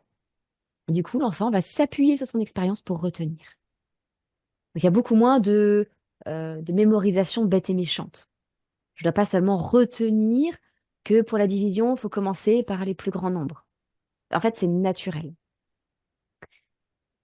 Quatrième principe, on passe toujours par de la manipulation sensorielle. Gros avantage, c'est qu'on va utiliser tous les types de mémoire pour l'enfant. La mémoire visuelle, la mémoire tactile, la mémoire kinesthésique. Tout ça va fonctionner ensemble et ça va renforcer les apprentissages dans le cerveau parce qu'en fait, tout apprentissage est un processus de mémorisation. Chaque fois qu'on apprend quelque chose, c'est qu'on retient quelque chose. Et puis, le grand principe aussi, c'est la liberté de choix et le respect des périodes sensibles de l'enfant. Du coup, l'enfant va travailler parce qu'il en voit l'intérêt et pas parce qu'il est forcé de le faire. Et ça, c'est fondamental pour les maths. On va éviter de dégoûter un enfant des maths. Mais alors, du coup, pour enseigner les maths avec la pédagogie Montessori, comment on peut faire? Eh bien, on peut le faire quand on est professionnel de l'éducation, quand on est enseignant. Là, ce que je vous ai montré, ça allait de la maternelle au collège. Il n'y a pas de souci, on peut aller jusqu'au collège avec du matériel Montessori comme celui-là. On peut l'utiliser en instruction en famille, comme nous le faisons nous, ou en co-schooling. Le co-schooling, c'est quand il s'agit de compléter ce que les enfants voient à l'école, ou bien pour leur apporter des choses qu'ils ne voient pas à l'école, ou bien, bon là, comme il s'agit plutôt des maths, leur apporter une autre approche, un autre regard, pour les aider à faire leurs devoirs, pour les aider à mieux comprendre leurs cours et à mieux progresser. Et c'est là où je voudrais vous présenter ma formation en ligne, Calcul Montessori, alors qui concerne plutôt les enfants entre 3 et 6 ans, mais qui en fait couvre le programme jusqu'au CE1. Donc je vais vous en parler un petit peu, puis juste après, on prendra notre temps de questions et de réponses. J'avais déjà 2 questions par mail de Farah. Donc, je commencerai par celle-là. Et puis, il y avait une question de Marie-Laure. Donc, n'hésitez pas à poser vos questions dans le chat. J'y répondrai juste après vous avoir présenté un petit peu cette formation calcul. Donc, comme je disais, elle peut permettre d'apprendre à votre enfant entre 3 et 6 ans, allez, 3 à 8 ans, si vous allez jusqu'en CE1, le dénombrement, le système décimal et les 4 opérations. En Montessori, ce sont des choses qu'on aborde entre 3 et 6 ans. Dans le système classique, on les aborde jusqu'au CE1. C'est pour ça que la tranche d'âge est un petit peu difficile à définir. L'avantage, c'est que vous pouvez la suivre chez vous et à votre rythme parce que tout est en ligne. Je vais d'ailleurs essayer de vous partager. Alors, euh, de vous partager mon écran pour que vous puissiez voir un petit peu à quoi ça ressemble. J'espère que vous voyez, c'est bon, vous voyez toute la page calcul. Oui, super, merci. Comme ça, voilà, c'est plus facile de vous montrer directement sur la plateforme de formation que j'utilise. Et si vous voulez en savoir plus, je vais vous mettre d'ailleurs le lien dans le chat. Voilà. Ah, et on me demande si je propose une formation calcul pour les 6-12 ans. Non, pas encore. C'est prévu un jour, pas encore. Et c'est pour ça que je précise que donc on aborde les bases des 4 opérations, donc qu'on peut aller jusqu'au CE1, donc ça dépend de ce que vous voulez faire avec vos enfants, de là où ils en sont. Euh, alors, ce sur quoi j'insiste toujours dans mes formations, c'est que toutes les présentations sont faites, je vais vous le montrer, en conditions réelles, avec un enfant qui apprend réellement. Et donc, vous voyez une vraie présentation Montessori, avec parfois des difficultés, avec parfois un enfant qui fait des siennes. Et je vous montre justement aussi comment je gère ça. Euh, Vous allez voir, donc ça, je vais vous montrer les vidéos. À chaque présentation, je vous montre la présentation avec mon fils, puis je donne des explications dans une autre vidéo. Et lorsque ça s'y prête, je vous fournis les tutoriels. Donc n'hésitez pas à regarder les avis des stagiaires précédentes sur la formation. Tout le monde mettait 5 étoiles, donc c'est formidable. Tout ce qui est inclus dedans, vous avez plein de fichiers ressources pour fabriquer votre matériel, parce que comme je vous l'ai dit, hein, on a beaucoup de beaux matériels Montessori, mais ça peut coûter cher. Chaque fois que c'est possible, je vous montre comment le fabriquer vous-même. Et puis, vous avez 2 mois offerts, ça je vous en reparlerai aussi, dans l'accompagnement des Montessori 7. Et là, vous avez tout le contenu de la formation. Donc, il y a une trentaine d'heures de contenu vidéo. Vous avez une partie un peu plus théorique au début pour vous expliquer les fondements de la pédagogie Montessori, les fondements de l'enseignement des maths, comment compter jusqu'à 10. Et alors, je n'ai pas vu si Farah nous avait rejoint, mais Farah me posait des questions justement sur la subitisation. Justement, ce sont des choses qui ne sont pas forcément présentes dans les formations Montessori habituellement, et pour lesquelles j'ai rajouté des activités qui sont totalement d'esprit Montessori. Donc, ça respecte tous les critères d'une présentation Montessori, mais ça n'est pas présent dans les progressions Montessori de base. Donc, un travail sur les cartes à points et les dominos, sur les ensembles équivalents, le jeu du partage. Tout ça, ce sont des choses que j'ai rajoutées justement pour bien poser les bases de l'apprentissage. Vous avez le système décimal, euh, vous avez donc tout un tas de choses, l'addition sans retenue, les tables d'addition, puis on continue, vous avez même chose. Vous pouvez cliquer sur voir plus, vous avez la soustraction, puis les bases de la multiplication et de la division. Et je vous signale, vous pouvez payer en 3 fois au lieu de payer en une seule fois. Et puis, vous avez donc, comme je vous disais, 2 mois offerts à l'accompagnement des Montessori 7. Et voilà le contenu de la formation. Là, par exemple, c'est un tutoriel pour fabriquer les tables de Séguin. Donc, vous avez la liste de ce qu'il vous faut, vous avez tout le tutoriel en vidéo, mais vous avez évidemment plein d'autres choses. Par exemple, toujours sur les tables de Séguin, vous allez avoir une vidéo de présentation avec mon fils. Euh, Vous allez avoir, je vais vous montrer peut-être sur l'addition. Euh,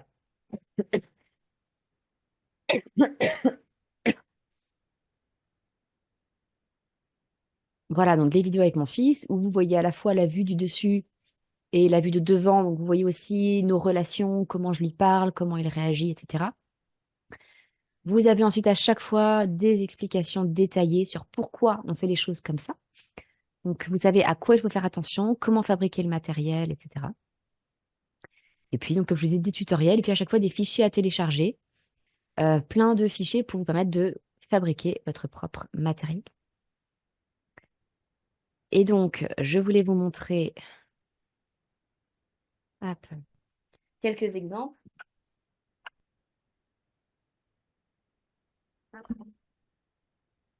Oups,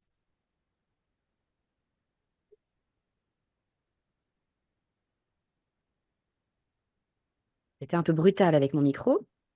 Voilà, le résultat, ça, c'est une table de Séguin que j'ai fabriquée moi-même. Et c'est le tutoriel que je vous montre dans les vidéos. Vous avez les fichiers pour coller sur les planchettes de bois les nombres. Donc, vous avez quelque chose qui est extrêmement propre, soigné, mais que vous pouvez faire chez vous. C'est très simple. Vous avez toutes les explications. Donc, c'est une façon aussi d'économiser beaucoup d'argent sur le matériel, parce qu'il y a beaucoup de choses que vous pouvez fabriquer vous-même que vous n'avez pas besoin d'acheter. Je vais vous donner deux, trois autres exemples de matériel fait maison. Donc, ça, c'est toujours pour les tables de Séguin. Vous avez les chiffres rugueux. Ça, c'est fabriqué maison. Et puis, vous avez les boîtes des fuseaux. Donc, ça aussi, je vous montre comment les fabriquer. Je vais regarde, voilà. Avec les fuseaux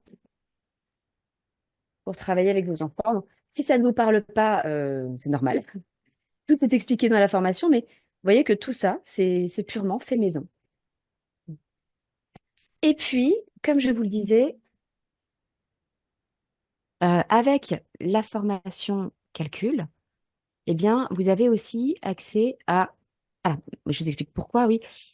En fait, il se trouve que seulement 4% des personnes finissent une formation en moyenne, une formation en ligne. C'est très, très, très peu. Et comme mon objectif, c'est pas de vous vendre des formations dont vous ne ferez rien derrière, mon objectif, c'est de vous aider à en faire quelque chose, que ça serve à vos enfants, eh bien, j'ai décidé de créer il y a quelques années l'accompagnement des Montessori 7. C'est un abonnement qui est mensuel, qui est résiliable à tout moment et qui vous offre plusieurs choses qui va vous aider justement à finir les formations. Le soutien d'une communauté privée, qui est très encourageante, très amicale. Chaque mois, on aborde un nouveau thème avec de nouvelles ressources. Bon, par exemple, ce mois-ci, c'était sur les dossiers de demande d'autorisation d'instruction en famille. Mais on a travaillé récemment sur quoi? Sur la conjugaison, euh, sur des boîtes à mots pour apprendre les langues étrangères, enfin, sur la géographie culturelle. On travaille sur plein de choses différentes, sur l'art, la peinture, la musique. Et puis, chaque mois, vous avez 2 séances de questions-réponses. Donc, vous pouvez me poser toutes vos questions, comme vous allez pouvoir le faire là dans quelques minutes. Et si vous vous inscrivez à la formation, bah, vous avez 2 mois offerts, ce qui vous permet de parcourir la formation et de pouvoir me poser toutes vos questions tant que vous travaillez encore sur la formation. Donc, ça vous encourage à aller jusqu'au bout. Voilà, donc c'est tout pour cette partie-là. Ah,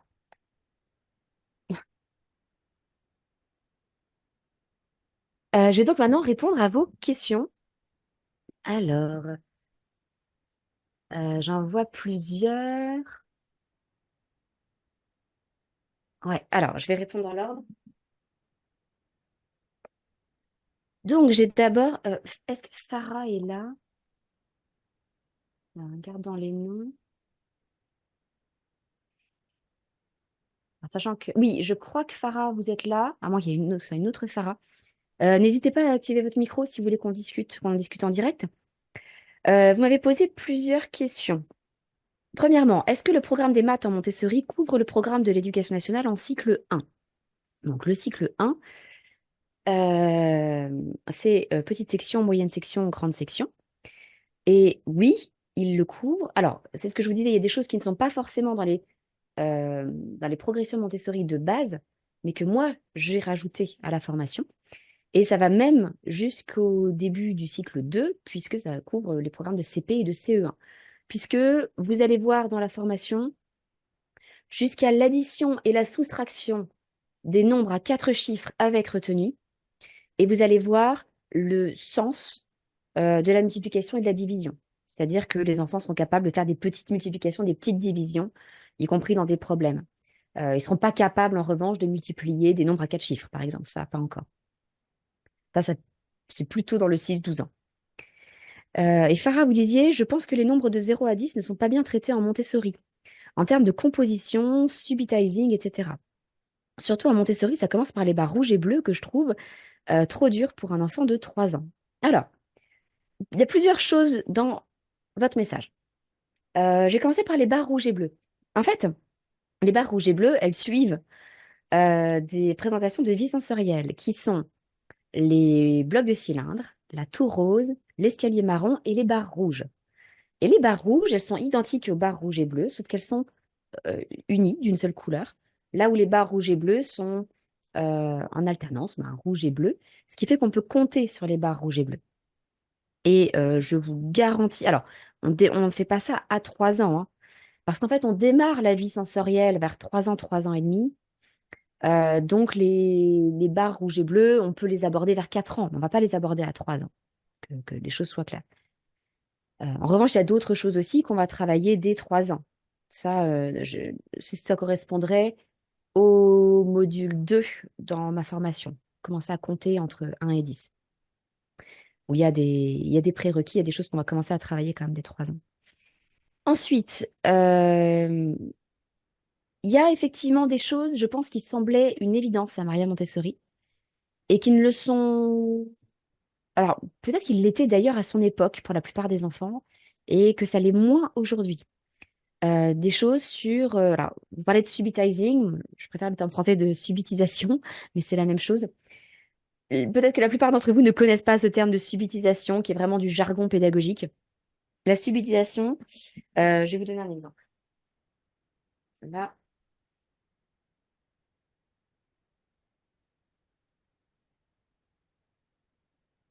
juste un instant. Voilà. Si je vous montre ça, vous n'avez pas besoin de compter dans votre tête pour savoir que c'est 5. Vous le savez. Vous avez déjà fait des jeux de société, vous savez que ça c'est 5. Parce qu'en fait, vous reconnaissez la forme dans son ensemble. Donc, de façon subite, vous savez que c'est 5. C'est ça la subitisation, en fait. C'est reconnaître certains nombres sans avoir à compter individuellement ce qui les compose. Et il se trouve qu'on est capable, normalement, spontanément, de subitiser des quantités jusqu'à 3, 4. Mais au-delà de 4, ça commence à être compliqué, sauf si les, les nombres, les quantités sont disposées suivant certains schémas, comme ça, ce 5. En revanche, si j'avais mis 5 points alignés, là, vous auriez sans doute dû compter. Même chose, si je vous montre ça ou ça, vous savez que c'est 6. Là encore, parce que vous avez l'habitude des dés et que vous savez que sur un dé, ça, c'est 6. En revanche, vous voyez bien que si je vous montre tout ça, imaginez qu'il n'y a pas de barre au milieu, hein, là, vous n'êtes pas capable de me dire tout de suite combien ça fait. Il faut que vous comptiez. Vous dites, ah oui, il y en a 6 en haut, il y en a 6 en bas, ça fait 12.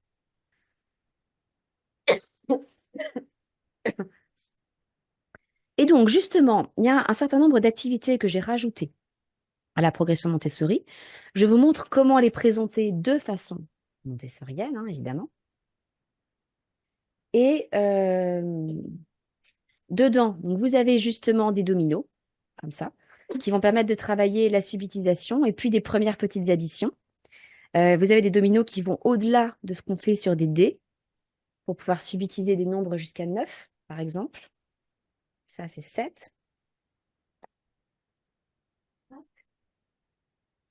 Parce qu'effectivement, hein, on sait que le travail de on sait aujourd'hui, avec des recherches hein, en sciences cognitives et en pédagogie, on sait que la subitisation, c'est un des prérequis pour travailler les nombres ensuite. Qu'est-ce que j'en ai fait? Alors,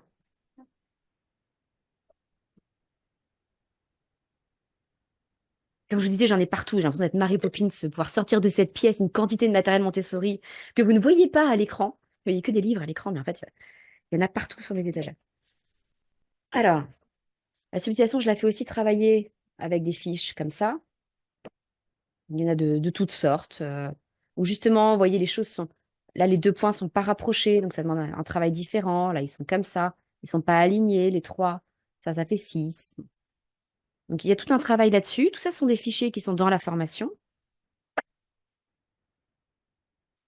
Également, des petits bouliers. Donc, toujours pour ce même travail. Avec un travail sur les compléments à 5, par exemple, qui est peu présent Dans la pédagogie Montessori, on travaille beaucoup, beaucoup, beaucoup les compléments à 10. C'est-à-dire que 3 plus 7, ça fait 10. Donc 7 est le complément de 3 pour aller jusqu'à 10. Et on travaille peu les compléments à 5. Donc là, voilà, par exemple, vous avez 4 plus 5. Ah 4 plus 1, qui va nous faire 5. Voilà, toutes sortes de combinaisons dans les bouliers, toujours pour travailler la subitisation, des petites additions très simples. Voilà, là vous avez 3 plus 1, etc. Vous avez la même chose avec 10, avec des bouliers de 10, et vous allez avoir des choses comme ici, 5 plus 4, qui font 9. Alors, tout le détail de comment on utilise ça, c'est dans la formation, évidemment, mais je suis d'accord que ça fait partie des choses qui sont importantes à rajouter, parce que pour certains enfants, ça posera aucun problème. Pour d'autres, ils auront besoin de passer par ce travail vraiment pour pouvoir aborder la suite sereinement. Et puis, je vous montre aussi dans la formation comment utiliser des dés. Je ne sais pas si vous les voyez bien. Des dés comme ceci, qui sont des dés à 10 faces, avec différentes représentations des nombres. Euh, Par exemple, ici, c'est représenté un peu comme les dés. Je crois que c'est un dé à combien ça? C'est un dé à 12 faces, celui-ci. Alors, regardez, vous avez un, puis là, vous avez des nombres un peu plus gros. Ils sont représentés comme ça. Vous avez les nombres représentés sous forme de dominos.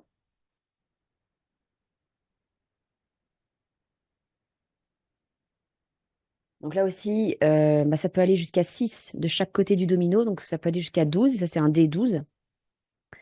Ça, c'est un dé 10 qui est représenté, où les nombres sont représentés uniquement sous forme de bâtons. Vous savez, des petites coches. Et puis quand il y en a 5, on met une barre en diagonale.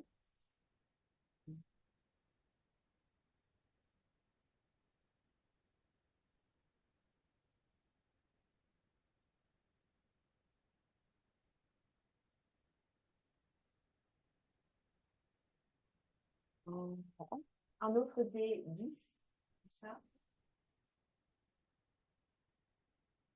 Et un dé où c'est représenté sous forme de boulier.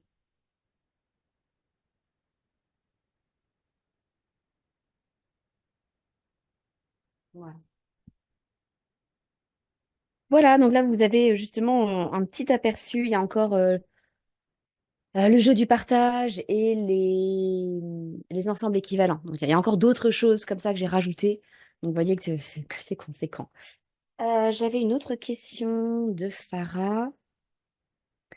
Ah oui, qu'en est-il de la résolution des problèmes et du développement de la pensée logique? Est-ce qu'ils sont traités en Montessori cycle 1? Pas de souci. Alors, justement, je vais vous montrer. La réponse courte, c'est oui. Oui, bien sûr qu'on travaille la résolution de problèmes et la logique. Alors, ce qui se passe, c'est que, donc, comme je vous l'ai expliqué, tout ça, on le travaille très tôt, en fait, pour les enfants. On le travaille entre 3 et 6 ans. Ce qui fait qu'en général, ils ne savent pas écrire ou ils commencent tout juste à écrire. Et ils savent, en général, peu lire aussi. Peut-être qu'à la fin, ils commencent à savoir lire, mais ça reste léger. Donc, on les fait travailler sur des problèmes visuels. Donc là, ce sont des problèmes visuels que j'ai créés moi-même, avec l'aide de mon assistante pour tout ce qui est graphisme, parce qu'elle est beaucoup plus douée que moi. Qu'est-ce que je vais vous donner comme exemple? Voilà. Voilà. Un petit problème de soustraction. Vous avez une image. Je vais m'avancer, ce sera plus simple. À chaque fois, vous avez une image. À l'intérieur, vous avez l'énoncé. Donc, les poules avaient pondu 13 œufs. Caroline en prend 3. Combien reste-t-il d'œufs? Et là, si vous comptez ça plus ça, tous les œufs, ça fait bien 13. Et dans le panier, il y a 3 œufs. Combien reste-t-il d'œufs? L'enfant peut le compter sur l'image. C'est visuel. Et en fait, l'idée, c'est que l'adulte, si l'enfant ne sait pas encore lire, l'adulte va lire l'énoncé, mais l'enfant, il garde une trace de l'énoncé sur l'image. Et la réponse est à l'intérieur.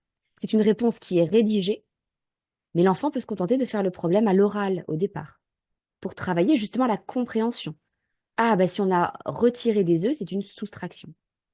Donc là, c'est écrit, ce qu'on devrait écrire à chaque fois, hein, les poules avaient pondu 13 œufs, Caroline en prend 3, il reste 13 moins 3 égale 10 œufs. C'est pas très compliqué. Vous en avez plein d'autres. Là, par exemple,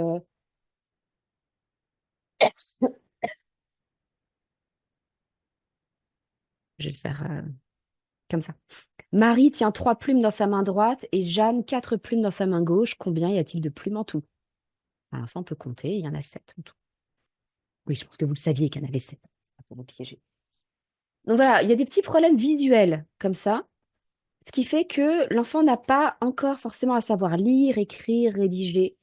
Il peut s'appuyer là-dessus juste pour travailler ce qu'on est censé faire comme opération dans telle ou telle circonstance. Donc vraiment travailler la technique de résolution de problème. Et puis pour travailler la logique, un petit exemple, mais il y en a bien d'autres.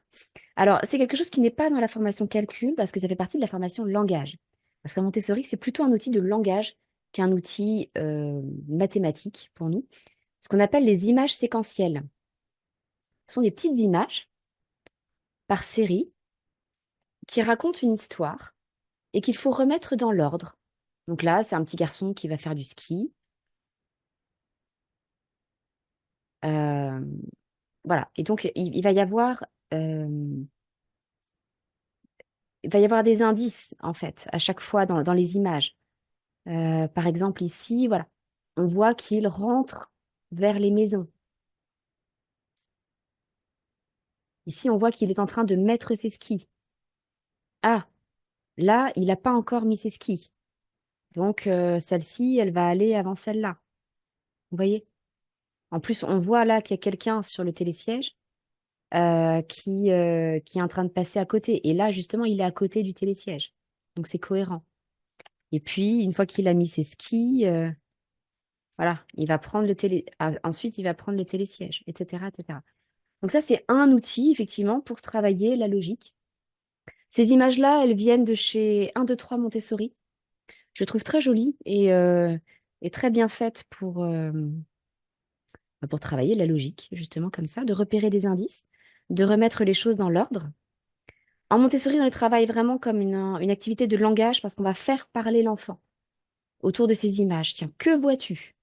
Je vois le petit garçon qui a un casque sur la tête. Qu'est-ce qu'il a au pied? Ah, il a des skis. On va travailler le vocabulaire, on va enrichir le langage aussi en travaillant autour de ces images séquentielles. Voilà, il y en a plein, elles sont vraiment très mignonnes, celles d'un, deux, trois Montessori. Je vous les recommande. Donc voilà, Farah, j'espère que ça répond à vos questions. Sinon, n'hésitez pas hein, à activer votre micro et à me dire ce qu'il en est.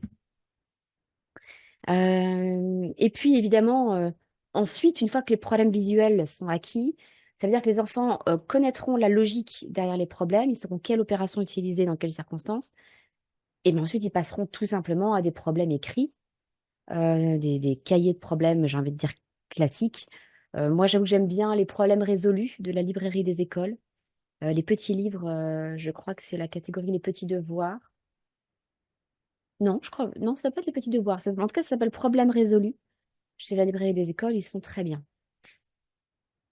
Alors, qu'est-ce que j'avais d'autre comme question? Je vais remonter, voir les premières. Euh, Ah oui. Comment aider un enfant de 7 ou 8 ans qui n'a jamais fait de Montessori avant? Eh bien, la première chose à voir, c'est d'essayer de savoir ce qui est acquis et ce qui ne l'est pas encore. C'est-à-dire, est-ce que, tu n'hésites pas à activer ton micro, hein, Marie-Laure, est-ce que c'est un enfant qui est à l'aise avec le système décimal? Est-ce que ça, c'est bien posé, le système décimal? Ou est-ce qu'il y a des difficultés? Alors, c'était plus une question générique parce que j'accueille plusieurs enfants en fait en atelier. Oui. Donc, ils n'en sont pas tous au même niveau, mais souvent, quand c'est un grand, je suis un petit peu perdue sur le démarrage. Ouais. Je bloque un peu, je ne sais pas quoi lui présenter en premier en fait. Alors, il y a certains éducateurs Montessori qui partent du principe que quand ils démarrent, même avec un grand, ils refont tout depuis le début. Oh, oui, mais on n'a pas beaucoup de temps, on a 1 à 2 heures maximum par semaine. Exactement. Non, mais Et exactement. Et je pense que ça peut être décourageant pour certains enfants, surtout si c'est des enfants qui sont déjà peut-être en difficulté et qui viennent faire des ateliers supplémentaires parce qu'ils sont en difficulté. voilà, c'est souvent le cas. Bon, tout refaire depuis le début, ça peut être franchement décourageant. C'est pas Donc possible. là, moi, ce que je préfère faire, c'est partir un peu dans une démarche de remédiation, un peu comme les orthophonistes, c'est-à-dire se dire où est le problème. Il y a beaucoup d'orthophonistes qui utilisent la pédagogie Montessori parce que à chaque activité correspond une difficulté. On aborde une difficulté à la fois. Du coup, Mhm. c'est assez facile de se dire, une fois qu'on a repéré la difficulté précise de l'enfant, bah voilà, c'est telle présentation que je vais lui faire. La difficulté, c'est déjà de repérer les difficultés, où sont les problèmes. Mhm. Donc, il y a quelques présentations qui peuvent être utiles à faire. Déjà, celle du système décimal, avec les perles dorées. Elle est bien pour reposer les bases parce que, pardon.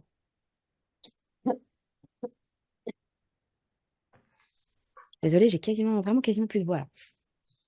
Euh, si le système décimal n'est pas au clair, rien d'autre n'ira après. L'addition, la multiplication, c'est pas la peine. Donc ça, c'est vraiment la base. Vérifier que ce soit acquis et que ce soit très fluide entre le système décimal et les nombres écrits. Mhm. Je ne sais pas si tu vois ce que c'est que la magie du nombre. Oui, si, si. Voilà, donc faire vraiment beaucoup ce va-et-vient entre les quantités et les symboles et s'assurer que c'est parfaitement acquis. Mhm. Souvent, à ce stade-là, ça peut être un premier problème. Donc ça peut être la première chose à déblayer. Ensuite, euh, en fait, c'est pour ça que le matériel des perles dorées, il est assez fondamental, c'est qu'il permet de poser toutes les bases. Donc une fois que le système décimal est bien acquis, on peut travailler le concept d'addition, de soustraction, de multiplication et de division avec les perles dorées. Et voir là aussi si ça, c'est bien acquis. Mhm. Et ensuite, on peut aller plus ou moins vite, suivant les difficultés. Par exemple, si la technique opératoire, elle est maîtrisée pour l'addition et la soustraction, sauf quand il y a des retenues. Bah alors, on va juste travailler le change avec Mhm. les perles dorées ou s'ils préfèrent, parce que plus ils sont grands, plus ils saturent vite de devoir manipuler beaucoup, Mhm. manipuler des choses lourdes. Et justement, bah, on a les perles dorées qui sont un matériel conséquent, les timbres, c'est plus petit, le boulier, c'est le plus simple. Donc, on peut D'accord. leur proposer assez vite de passer au boulier et ensuite de passer évidemment sur feuille. Mhm. Mais donc, l'idée, c'est plutôt d'aller voir un peu, comment dire, le démarrage de chaque piste de progression. Donc, les perles dorées pour le système décimal, le sens de l'addition avec les perles dorées, le sens de la soustraction, pour voir déjà si ces bases-là sont posées. Et ensuite, on peut aller piocher dans la progression, on peut sauter des étapes, aller plus vite et aller là où l'enfant en a vraiment besoin. D'accord. Est-ce que c'est clair pour toi ou est-ce que tu as une question justement précise d'un enfant où tu sais pas trop comment Non, là, pour les le maths, guider? ça va. Et ce que j'ai du mal à faire aussi, c'est quand un parent arrive en disant, mon fils, par exemple, ne connaît pas ses tables de multiplication, aidez-le. Et là, c'est vrai que c'est compliqué parce qu'on a beaucoup de matériel qui permettent d'approcher les tables. Mais moi, mon objectif, c'est pas de prendre la table et de lui faire apprendre par cœur ce que tu disais tout à l'heure. C'est pas le but, en fait. Et, et là, souvent, moi, je pars avec les chaînes de perles, les petites étiquettes à placer, à Sauter en travailler, sautant. voilà, en essayant de travailler autrement. Mais j'ai souvent un retour des parents, mais au bout de 2 fois, mais ils ne connaissent pas ces tables. Mais oui, mais c'est quand même pas magique non plus, quoi. Ouais. Faut le travailler. Et Eh bien, ce que je te recommande vraiment, parce que là, j'ai plus de convaincre les parents que les enfants. oui, là, Parce que oui, c'est pas en 2 séances qu'on apprend ces tables de multiplication. oui, Si on semble les savoir à la fin de la deuxième séance, 3 jours après, on les aura oubliés. c'est ça. C'est que c'est en mémoire à court terme. Mm, mm. Ce que tu peux faire, est-ce que tu as par hasard le livre La Bosse des maths de Stanislas Dehaene? Ah non, celui-là, je ne l'ai pas. Non. Dans le dernier podcast, Oui, oui, c'est dans le dernier podcast, je le cite et il d'accord. compare l'apprentissage de table de multiplication à l'apprentissage d'un annuaire. Ah oui, Sauf que l'annuaire, euh, non, je ne vais pas dire de bêtises, je vais vous le faire vraiment, parce que ce sera beaucoup plus parlant que si je fais un truc approximatif. Je vais reprendre le texte parce que je me l'étais copié justement pour le podcast. Et c'est dans son livre La bosse des maths. Je vais noter là au passage. Donc voilà, ce qu'il dit, c'est apprendre les tables d'addition, déjà juste d'addition. C'est comme apprendre un carnet d'adresses du style Charles David habite rue Guillaume. Charles Guillaume habite rue Albert Zoé. Guillaume Étienne vit rue Albert Bertrand. Donc, ce que tu peux faire, c'est créer le carnet d'adresses qui correspond aux tables d'addition et créer le carnet d'adresses que Stacia Dehaene appelle les coordonnées professionnelles, qui est encore plus compliqué. Ça fait Charles David travaille rue Albert Bertrand, Charles Guillaume travaille rue Bertrand Albert, Guillaume Étienne travaille rue Charles Étienne. Et tu leur dis, est-ce que vous vous sentez capable d'apprendre ça en 2 séances? Ouais. Et peut-être qu'ils comprendront, en fait, que justement, ça peut pas être un travail de mémorisation. C'est pour ça que ça rate. Ou alors, ça rentre dans la mémoire de travail ou ça rentre dans la mémoire à court terme, mais ça ne reste pas dans la mémoire à long terme. C'est excellent comme exemple, je ne connaissais pas du tout. C'est excellent parce qu'en plus, en fait, ce qui se passe, c'est qu'on retient des choses de façon verbale, comme une poésie, Hum, avec des rimes et des choses comme ça, mais c'est très perturbant parce que, par exemple, dans 6 fois 8, 48, ben, on a le 8 qui revient 2 fois. hum, Et en revanche, dans le 8 fois 6, 48, ben, on n'a plus cette rime, alors que c'est tout aussi juste. hum. Ce qui fait que les enfants peuvent être perdus quand les opérations ne sont pas dans le bon sens aussi. Donc, c'est très différent, en fait, d'avoir mémorisé ces tables et d'être capable d'être efficace dans les opérations. Mhm. Et c'est le seul objectif, en fait, d'apprendre les tables, c'est d'être Oui, c'est efficace. d'être efficace, on est d'accord. En soi, il n'y a aucun intérêt à savoir 9 fois 7. C'est juste pouvoir être efficace dans une multiplication où il y a plein de nombres, plein de chiffres. Là, tu vois, 9 fois 7, le résultat, je l'ai reconverti tout de suite dans l'autre sens pour l'avoir. Ah oui. Les Alors que, deux alors, sens, chez moi, c'est oui. pas automatique, en fait. Et pour le coup, moi, le 9 fois 7, je fais systématiquement 70 moins 7.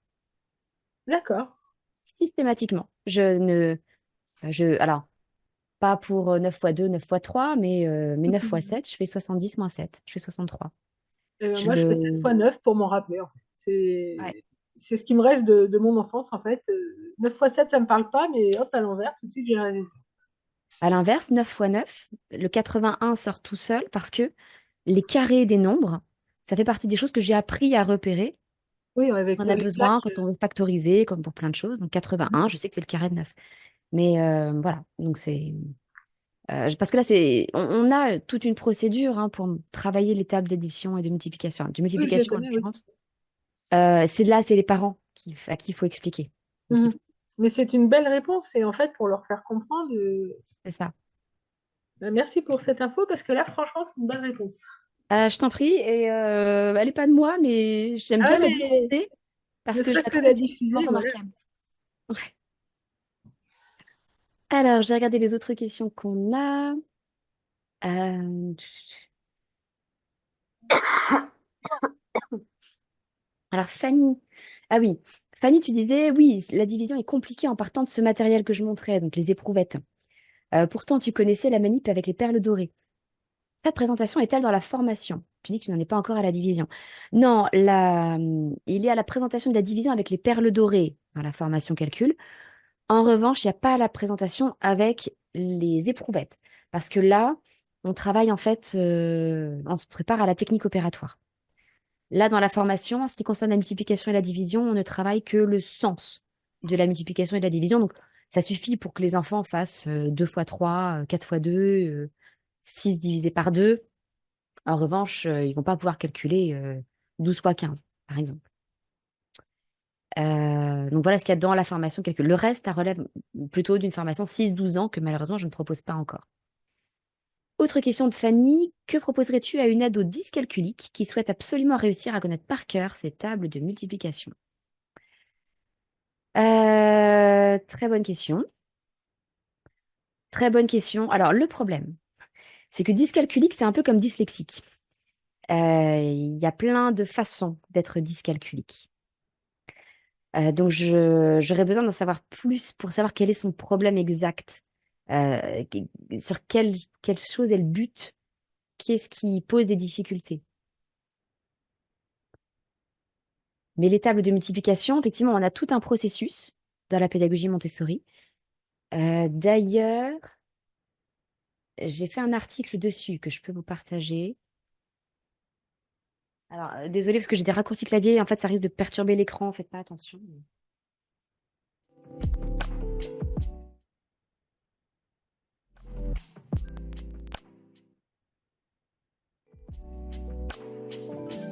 Alors, voilà. Donc, j'ai fait un article dessus où je récapitule le processus pour apprendre les tables de multiplication tel qu'on le fait dans la pédagogie Montessori. Je vous le mets dans le chat. Maintenant, il faut savoir s'il n'y a pas d'autres problèmes en amont.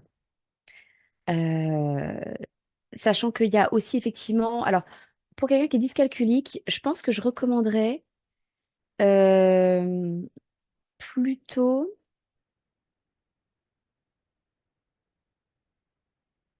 Ah non, pardon, c'est sur les tables d'addition, en fait, le calcul.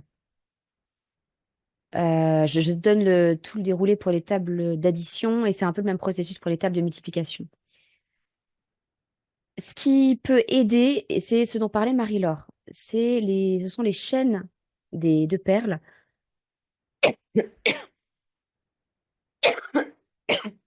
Alors, je ne les ai pas avec moi.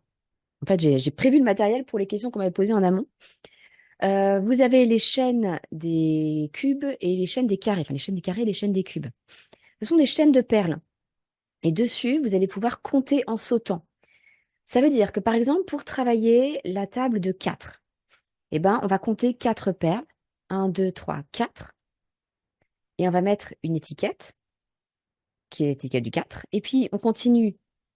Ça va être sur une chaîne où vous avez des barrettes de 4 qui sont reliées les unes aux autres. Ah, Marie-Laure, merci. Formidable. Donc voilà, c'est ce qu'a Marie-Laure. Là, c'est la chaîne du carré de 4, c'est ça? Donc il y a 16 perles au total. On va compter 1, 2, 3, 4 et on met l'étiquette 4. Et puis 5, 6, 7, 8, on met l'étiquette 8. 9, 10, 11, 12, on met l'étiquette 12. Et puis ensuite, on met l'étiquette 16. Et ensuite, on peut compter simplement 4, 8, 12, 16. Et ça, on peut le faire après sur la chaîne du cube de 4, qui est plus longue évidemment. Et puis, on peut le faire aussi sur les chaînes de 10. La chaîne du carré de 10 et la chaîne du cube de 10. Donc là, c'est comme ce qu'a montré Marie-Laure, mais avec des barrettes de 10. Donc ça va être des barrettes de 10 comme ça, qui sont attachées les unes aux autres. Et là, ça peut être intéressant aussi de compter de 4 en 4. Donc je vais vous le montrer sur le tout début. Là, 1, 2, 3, 4. Et on met une petite flèche sur cette perle-là. Et puis 1, 2, 3, 4. On va mettre une flèche ici et on va voir que c'est 8. Et en même temps, on va avoir une représentation visuelle où on voit que on a 4 plus 4 et il reste 2 avant d'arriver à 10. Et que sur la barrette suivante, du coup, là, vous n'allez rien voir. Comment je peux tenir ça? Bon. Ouais, merci Marie-Laure. Bah, sur la barrette, quand on compte les 4 suivants, bah, on va prendre les 2 qui sont là, qui complètent à 10, et les 2 suivantes. Et donc, ça va faire 12. Donc ça, c'est quand on connaît déjà un petit peu euh, les étiquettes pour compter en sautant de 4 en 4. On va pouvoir venir les placer et on va se les représenter dans sa tête. Moi-même, donc, comme je vous l'ai dit, j'ai grandi dans des classes Montessori. J'ai toujours cette représentation-là en tête. Quand je me dis 16 plus 7, eh ben, je vois 16 qui s'arrête à 4 avant la dizaine. Et donc, dans 7, je prends 4 pour aller jusqu'à 20. Et j'ai encore 3 derrière. Donc, ça fait 23. Bon. J'espère que c'est clair pour vous dire que c'est justement des représentations qui sont parlantes. Euh, voilà, je pense qu'avec un enfant dyscalculique, j'essaierai de fonctionner comme ça. Encore une fois, c'est comme la dyslexie, ça dépend de la difficulté précise. Parce qu'on dit un enfant est dyslexique, un enfant est dyscalculique. Euh, il y a plein de façons. Il y a plein de... En fait, être dyscalculique, c'est avoir des troubles par rapport à l'apprentissage des maths et du calcul, mais les difficultés, elles peuvent se trouver à plein d'endroits des processus d'apprentissage. Mais je pense que ça pourrait être intéressant quand même. Ah, pardon, j'avais pas vu la suite parce que la suite était beaucoup plus loin. Fanny, vous disiez les résultats sont phonologiquement proches et puis il y a des difficultés attentionnelles associées. C'est pour ça que je renoncerais totalement à un apprentissage purement verbal. Parce que oui, les résultats phonologiquement sont proches. C'est l'une des grosses, grosses difficultés. Pourquoi c'est 48 et pas 46? Euh, c'est compliqué. Donc, renoncer à un apprentissage purement verbal. Et puis, justement, le fait d'avoir un matériel concret, ça aide aussi au niveau de l'attention. Parce que ça vient fixer l'attention. Et on n'est pas obligé de tout garder dans sa tête, le 4, 8, 12. On a déjà l'étiquette du 4 et l'étiquette du 8 qui sont posées. Et puis,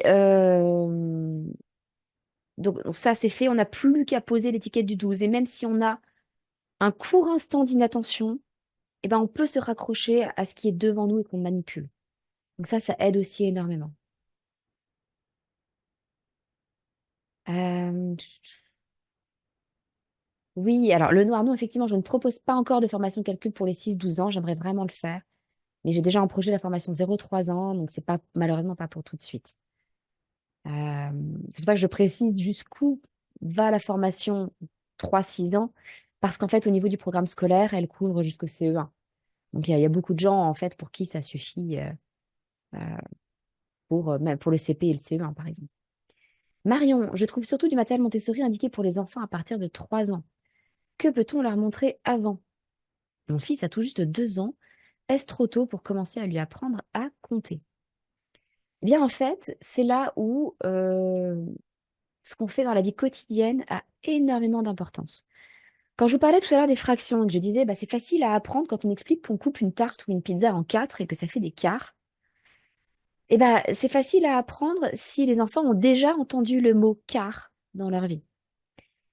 Donc effectivement, il n'y a pas de matériel Montessori de calcul avant 3 ans et même pas de matériel de vie sensorielle qui serait une introduction indirecte au calcul avant 3 ans. Pardon.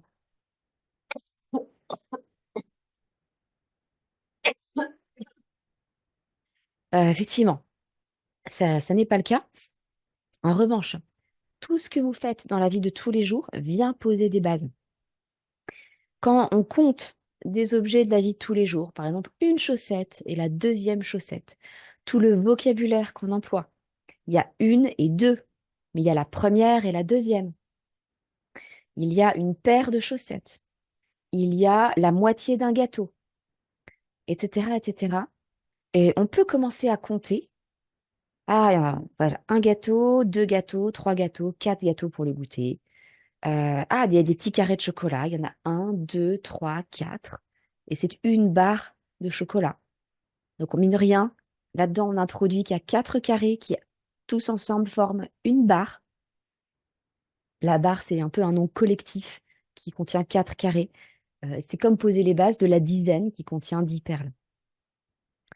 Voilà, c'est vraiment un travail d'enrichissement du vocabulaire dans la vie de tous les jours, avant tout. Et effectivement, on va compter. Et on peut chanter des petites comptines. Absolument. Ça va.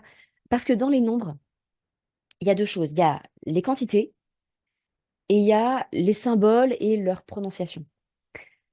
Et on fait ensuite l'association entre les quantités et les symboles. Donc, il va y avoir la partie dénombrement, quantité, etc. Mais à un moment, il faut aussi apprendre la suite des nombres. 1, 2, 3, 4, 5, 6, 7, 8, 9, 10, 11, 12, etc. Et je ne sais pas si tout le monde ici avait déjà remarqué que le terme comptine, c'est pour ça qu'il s'écrit MPT, c'est parce qu'il vient de compter. Les comptines sont des petites chansons qui servent à apprendre à compter à la base. Alors, il y a plusieurs exemples qui sont connus. Vous avez le 1, 2, 3, nous irons au bois. 4, 5, 6, cueillir des cerises. Donc ça permet d'aller jusqu'à 12. Celle-là, elle est intéressante parce que elle associe les nombres 3 par 3. Donc, c'est pas trop compliqué à retenir pour les enfants et puis ça rime. Donc, ils vont retenir ensemble 1, 2, 3, 4, 5, 6. La difficulté pour eux, ça va être de faire 1, 2, 3, 4.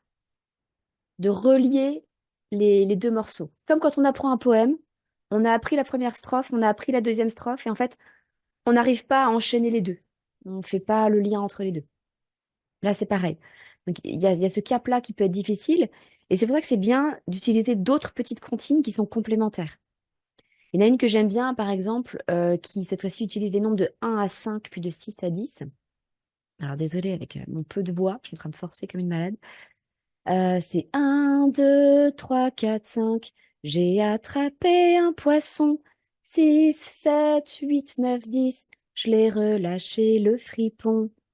Vous la cherchez, elle doit être sur YouTube. Si vous cherchez 1, 2, 3, 4, 5, j'ai attrapé un poisson. Celle-là, elle permet justement de faire tout le lien de 1 à 5. En revanche, elle rend plus difficile le passage de 5 à 6. Mais s'il y a l'autre comptine qui fait 4, 5, 6, cueillir des cerises, du coup, on a tous ces liens qui se font. Je sais pas si c'est clair, Marion, que voilà, on fait tous ces enchaînements les uns après les autres. Et ça, dès qu'on a un enfant qui aime chanter et qui aime nous écouter chanter déjà, et puis qui aime chanter avec nous, on peut y aller. Ok, merci beaucoup. Ouais, c'est très clair. De rien. Alors, est-ce qu'il y avait d'autres questions? Non, je crois que c'est bon. Alors, j'attends encore quelques secondes. Si quelqu'un veut poser une question de dernière minute, je vous conseille de simplement activer votre micro, hein, et de la poser. Je vous remets dans le chat le lien vers la formation calcul si vous voulez vous y inscrire, sachant qu'elle fermera ses portes le 5 avril. Voilà. Et il n'est pas prévu, je le précise tout de suite, il n'est pas prévu de la rouvrir avant la rentrée de septembre. Donc voilà, n'attendez pas une réouverture dans 2 mois, c'est absolument pas prévu. Il y a d'autres choses que je vais rouvrir dans les mois qui viennent, mais pas cette formation calcul. Et si vous avez des questions, bah, surtout n'hésitez pas. N'hésitez pas à m'envoyer un petit mail ou aller. Il y a un petit chat sur le site si vous avez des questions sur la formation. Donc n'hésitez pas à nous contacter par chat. Alors, c'est pas des robots derrière, hein, c'est mon assistante et moi. Donc c'est évident que si vous envoyez un message à 22 heures, on ne sera pas là pour répondre. Je précise. À ce moment-là, on vous répond en décalé. C'est pour ça qu'on vous demande de mettre votre adresse mail dans le chat, c'est que vous recevrez la réponse, disons, en heure ouvrable. Voilà, en horaire correct. Est-ce que j'ai prévu d'ouvrir une formation sur les grands récits? Oui. Ça fait partie des formations 6-12 ans que j'aimerais ouvrir. La première, d'ailleurs, que j'aimerais ouvrir parce que, pour ceux qui ne connaissent pas, les grands récits, c'est vraiment le point de passage entre le 3-6 ans et le 6-12 ans. C'est là qu'on ouvre des portes sur tout ce qu'on va étudier en 6-12 ans. La géographie, l'histoire, les sciences naturelles, le français, les maths plus avancées. Et donc, c'est un peu la base du 6-12 ans. Donc, c'est par là que je commencerai les formations 6-12 ans. Mais encore une fois, il y a les 0-3 ans d'abord. Donc, malheureusement, pas tout de suite, tout de suite. Voilà, bah, si vous n'avez pas d'autres questions, je vous remercie beaucoup de votre présence ce soir. J'espère que ça vous a plu, que vous repartez satisfait avec les maths. En tout cas, que vous vous rendez compte qu'on peut apprendre les maths autrement, sans en être dégoûté et traumatisé à vie. Bah, je vous souhaite une bonne soirée avant que ma voix ne me lâche totalement. Et peut-être à très bientôt dans les formations.